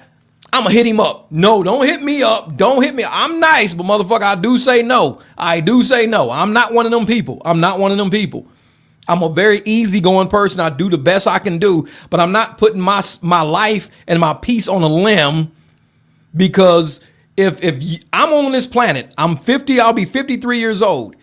If I have to resort to asking channels that I'm subscribed to, the host of that channel, to co-sign on a loan for me, what about the people around me in my real life? How come I can't ask the people in my real life?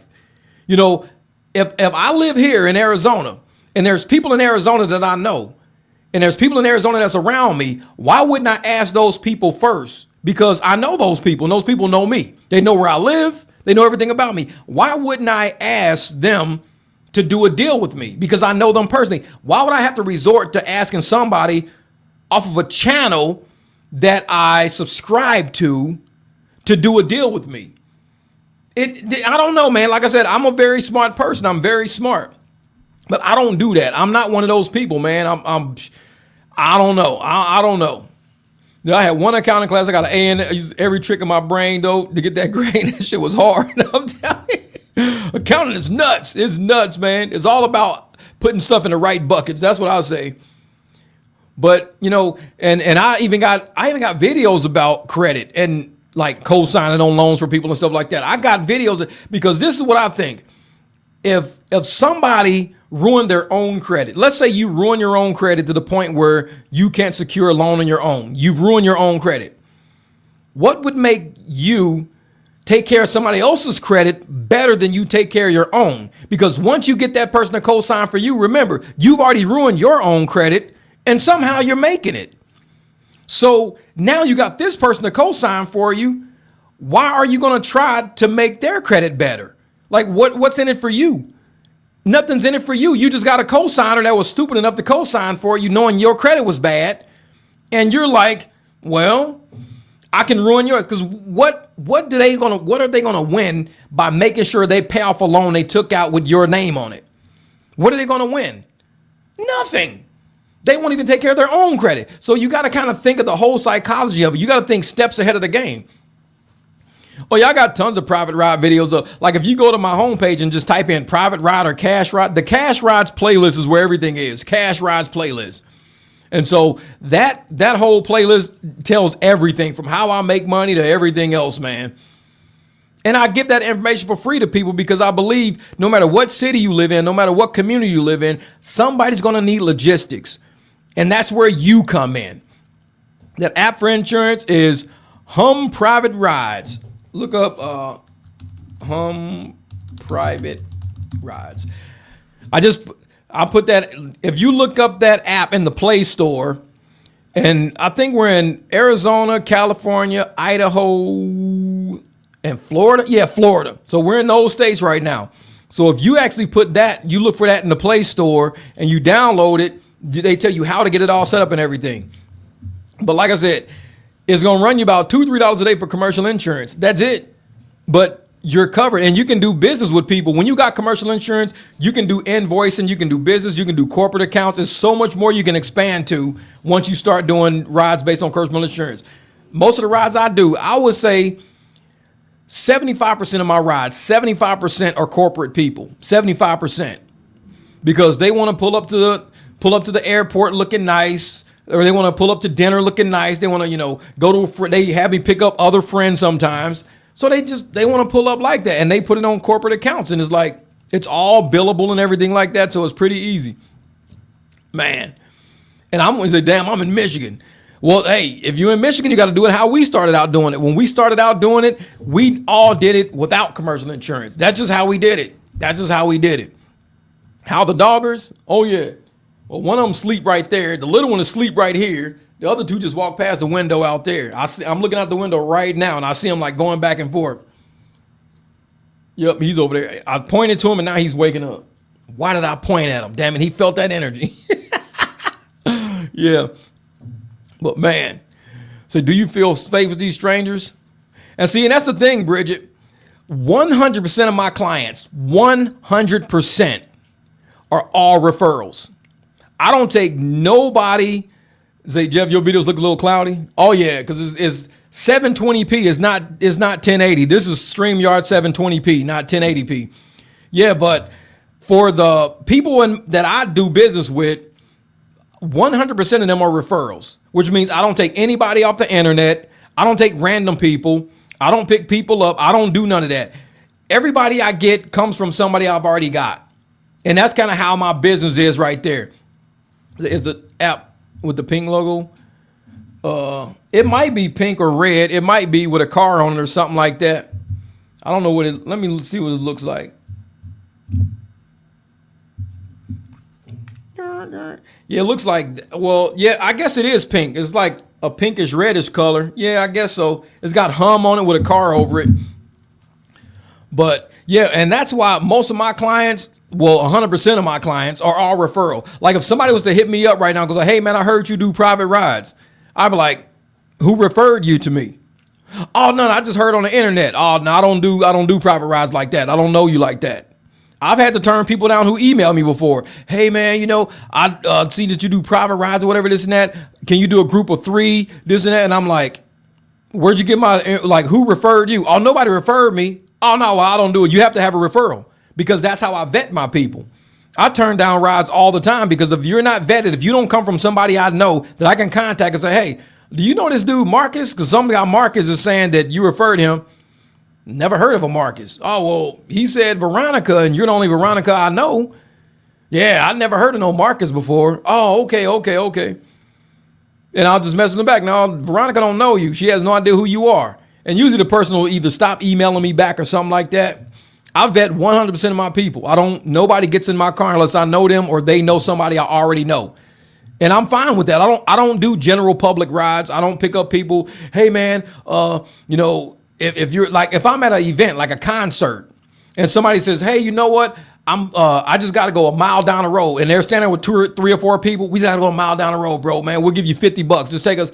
I'll do it because I'm waiting on my people anyways. So I'll get them in the car, drop them off. And 100% of the time, I'm going to tell you like this. If you do not know the people, get the money before you move that car. Do not take nobody. It's like a plane ride. You don't pay for a plane ride after you land. You don't walk off the plane and be like, okay, here's the money for the ticket. No. 100% get paid before that car moves if it's somebody you don't know. Most of my clients, because I know them, I'll drive them and they could either invoice them, I could pay me later, they could hit whatever, because I know them. I've driven them for so many times. But do not agree on a price with somebody. $100? Yeah, $100. Then you drive them there and you be like, okay, $100. No, it don't work like that. You got to get the money before that car moves. If you say $100, they go, okay. It ain't no, well, what if I pay you half now and then half when we get there? Nope. You can either pay me now or you can find you another driver. Just like a plane ticket, you don't pay for half the ticket now and then pay the other half when you get off the plane. It don't work like that. This is logistics. Because if you drive somebody and they get there and they choose not to pay you, I mean, what recourse do you have? You don't know their name. You don't know this and that. You don't know it. You don't have a credit card number, nothing. So it's like, I tell you all the time, if it's somebody you don't know, especially at concerts and events like that, get the money before you move the car. Because there's been times when I've been places and people walk up, hey, man, is there any way you could like take us? We don't got to go that far, man, like maybe 5 miles, whatever, this and that, man. We'll give you $50, man, 5 miles. I'm like, all right, cool, no problem. How many? Oh, 3? All right. I'm like, okay, well, give me the $50. You can cash at me, Venmo me. Oh, well, we was going to pay you when we got there. Nope, I don't do it. It's called Hum Private Rides. Let me put it in here. Hum Private Rides. So if you go look in the App Store and that's the video, that's what you'll be looking for right there, Ash. It says Hum Private Rides will be the actual app you'll find. And that's the app right there. You download that app. You set up all your accounts and everything like that. And that's it. Thanks, Tom. Appreciate it, brother. And that's, like I said, that's the app that we use. So when it pops up, it'll look like this. It'll look like that, and it's starting to load up or whatever. And then that's the actual app right there. And so then I hit the 3 buttons, and then that's how it'll look on the side and everything like that. So that's the actual app. Let me see a live request. No requests in my area. And the one good thing I like about it is that it's got live requests. So I can type in live requests, and it's anybody who scheduled a ride in any area, it'll show up in there. So I can take it if I want to. If I don't want to, I can leave the app on and get pings if I want to. Everything like, nope. It's actually not my company. Actually, if you go through my videos and you type Hum in the search engine, you'll see where I interviewed the CEO of the company. His name's Chris. So you'll see my interview when they first brought Hum online. He's talking about it. I think I've done like 2 interviews with him on this channel. So you can actually look at the interview of the actual CEO. A few videos I've actually hung out with him and I've went places with him or whatever, but he's the actual owner of the company. Him and his dad, they actually own the company, whatever. So great guys, man. Great guys. And they've expanded, like I said, they're in California, Florida, Arizona, and Idaho. So they got those 4 states, helping drivers set up their own private companies. This ain't no Uber Lyft shit. You vet your own clients. You're not obligated to take nobody. You can work. Yeah. So you have an affiliate link. I know it. You're slipping. Oh, I don't need an affiliate link. They take care of me pretty well, bro. I don't need an affiliate link. I know it'll be nice to, but I think they had they had to where you could refer drivers for a while, where you could refer drivers and get like $25 or something like that. I don't think anybody did it though. Like nobody does it. So whatever. But they take care of me pretty well. And like I said, I'm always in town trying to help them out. There's other drivers in town that are always, they meet up every week. Like it's actual physical, and there's no other app like that. We do actual physical meetups every week. Sometimes I'll show up and everybody kind of hangs out, does fun shit like this and that. Man, say, okay, on this channel, dang, I'm in the ATL. Oh yeah. So I have, like I said, I got interviews on this channel here. So I got Cole's number. Okay, you got Cole's number. Exactly. But yeah, man, I'm telling you though, just trying to help drivers set up their own independent transportation. And it's easy. The first thing you do is you want to contact the Department of Revenue in your state and see how much does it cost to get a livery permit. This is livery, Livery. So that's the permit you're going to want. See how much would it cost for you to get a livery permit. So if you can get a livery permit, that's basically, because you got livery, you got limousine, black SUV, you got all these different permits. Livery is what I do. Livery is just driving people to and from. That's it. A lot of prearranged and things like that. So they've been sending texts to my phone. Oh yeah.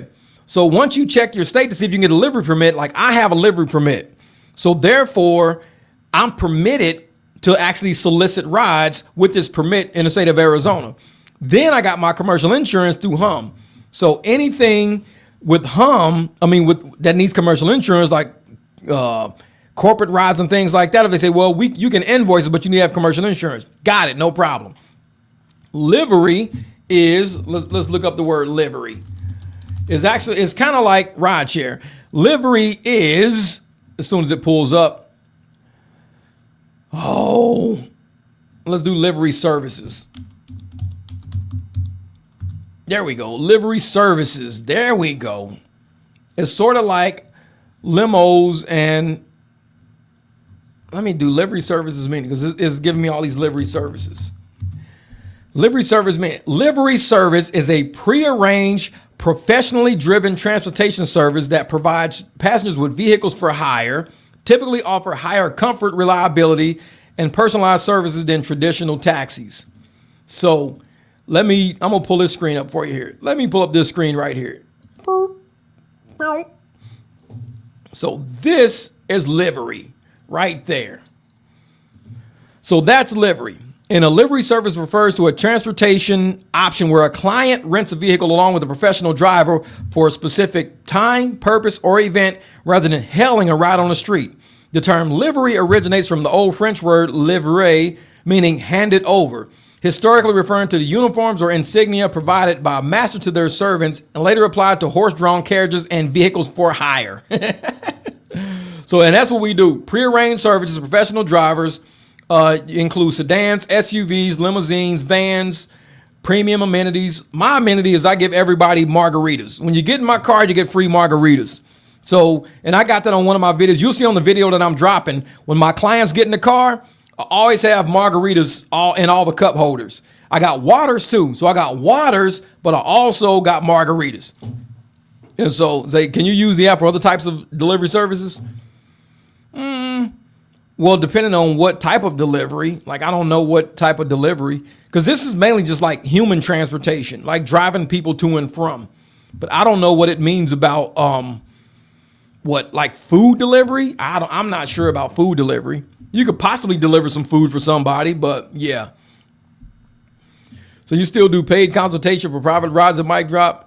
Malcolm, what's good, brother? Man, I haven't done that in a while. I've been so busy with content and everything else. I haven't really been talking about private rides that much, but I guess if somebody was like, hey man, I'm gonna need to sit and chat for about an hour, I have to block out a good hour to do it for.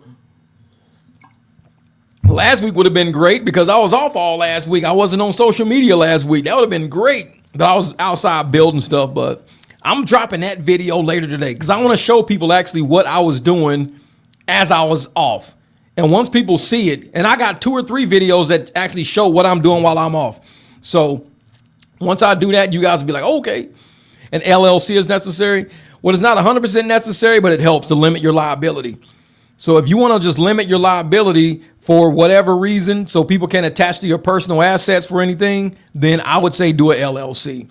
Me personally, I've been doing business my whole life with no LLC. Everybody say, well, that's dangerous. Man, just me riding a motorcycle for 27 years is dangerous. I live on the edge. Even my content is on the edge. For all I know, I could be like struck again today. For all I know, who knows? I live on the edge of content. Man, but yep. Yeah, we've been on this live stream for almost 3 hours. This is my first live stream back in over a week, well over a week, man. And we went 3 hours. I do easy lives though. My lives, I kind of get on and we just chat and we have a good time or whatever. But I do want to kind of cut this one short. I want to drop a couple of videos today. This live stream will be recorded for people to go back and watch on the replay. But I will be dropping another video. What time is it? 10, it's noon. About 2 p.m. My first video will drop about 2 p.m. Then I'll try to drop another one at about 7 or 8. Because like I said, I got about 5 videos I got to drop. So it's going to take me a few days to get all these videos done. Because I got to get back to reviewing the Anton shit. We got to get back to cooking. Man, but I appreciate you guys. What up, Mookie? Oh, it's been great, Share Bear. Thank you guys so much for all the super chats. Man, I appreciate you guys for taking care of the channel always. Nia, I'm going to send you your Balenciaga glasses. Appreciate all your help. And remember, the next live stream, we will be giving away this right here.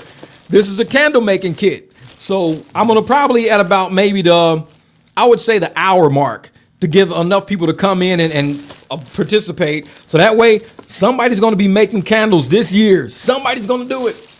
But I appreciate you guys for rocking, man. YouTube, Mr. For Your Sister, thank you for coming in, do the live stream with me, man. Mary up in New York, appreciate you. I know you're probably listening in the background somewhere. See, I'd rather have a dozen pork chops, but that's... Give me 1 dozen pork chops. Man, I'm telling you, Bridge, hey, see, the live streams, I don't want to make them too long because people don't like to watch them. But what I'll do, exactly, oh, man, the 5 hours, man. But see, the thing is, I got so much to do right now. And for those of you who still know, I haven't had air conditioning in my house because the part still hasn't arrived yet. I'm still waiting. Let me check the stuff today. The part hasn't arrived yet for my thing. Let me see. Purchases, track package. Yep, still not here. It's saying it could be here from the 28th up till Friday, March the 3rd. But today's the 3rd, and I don't see my part, man. I don't see my part. I need my damn part. But appreciate you guys. All right, nice boy win. Thank you guys for participating in the live stream. My first one back, Capital City, right here on YouTube, FM 300, Barbecue, WBBQ. Man, this is just the beginning, y'all. And oh, don't forget, I do have a Patreon account now. So wait a minute.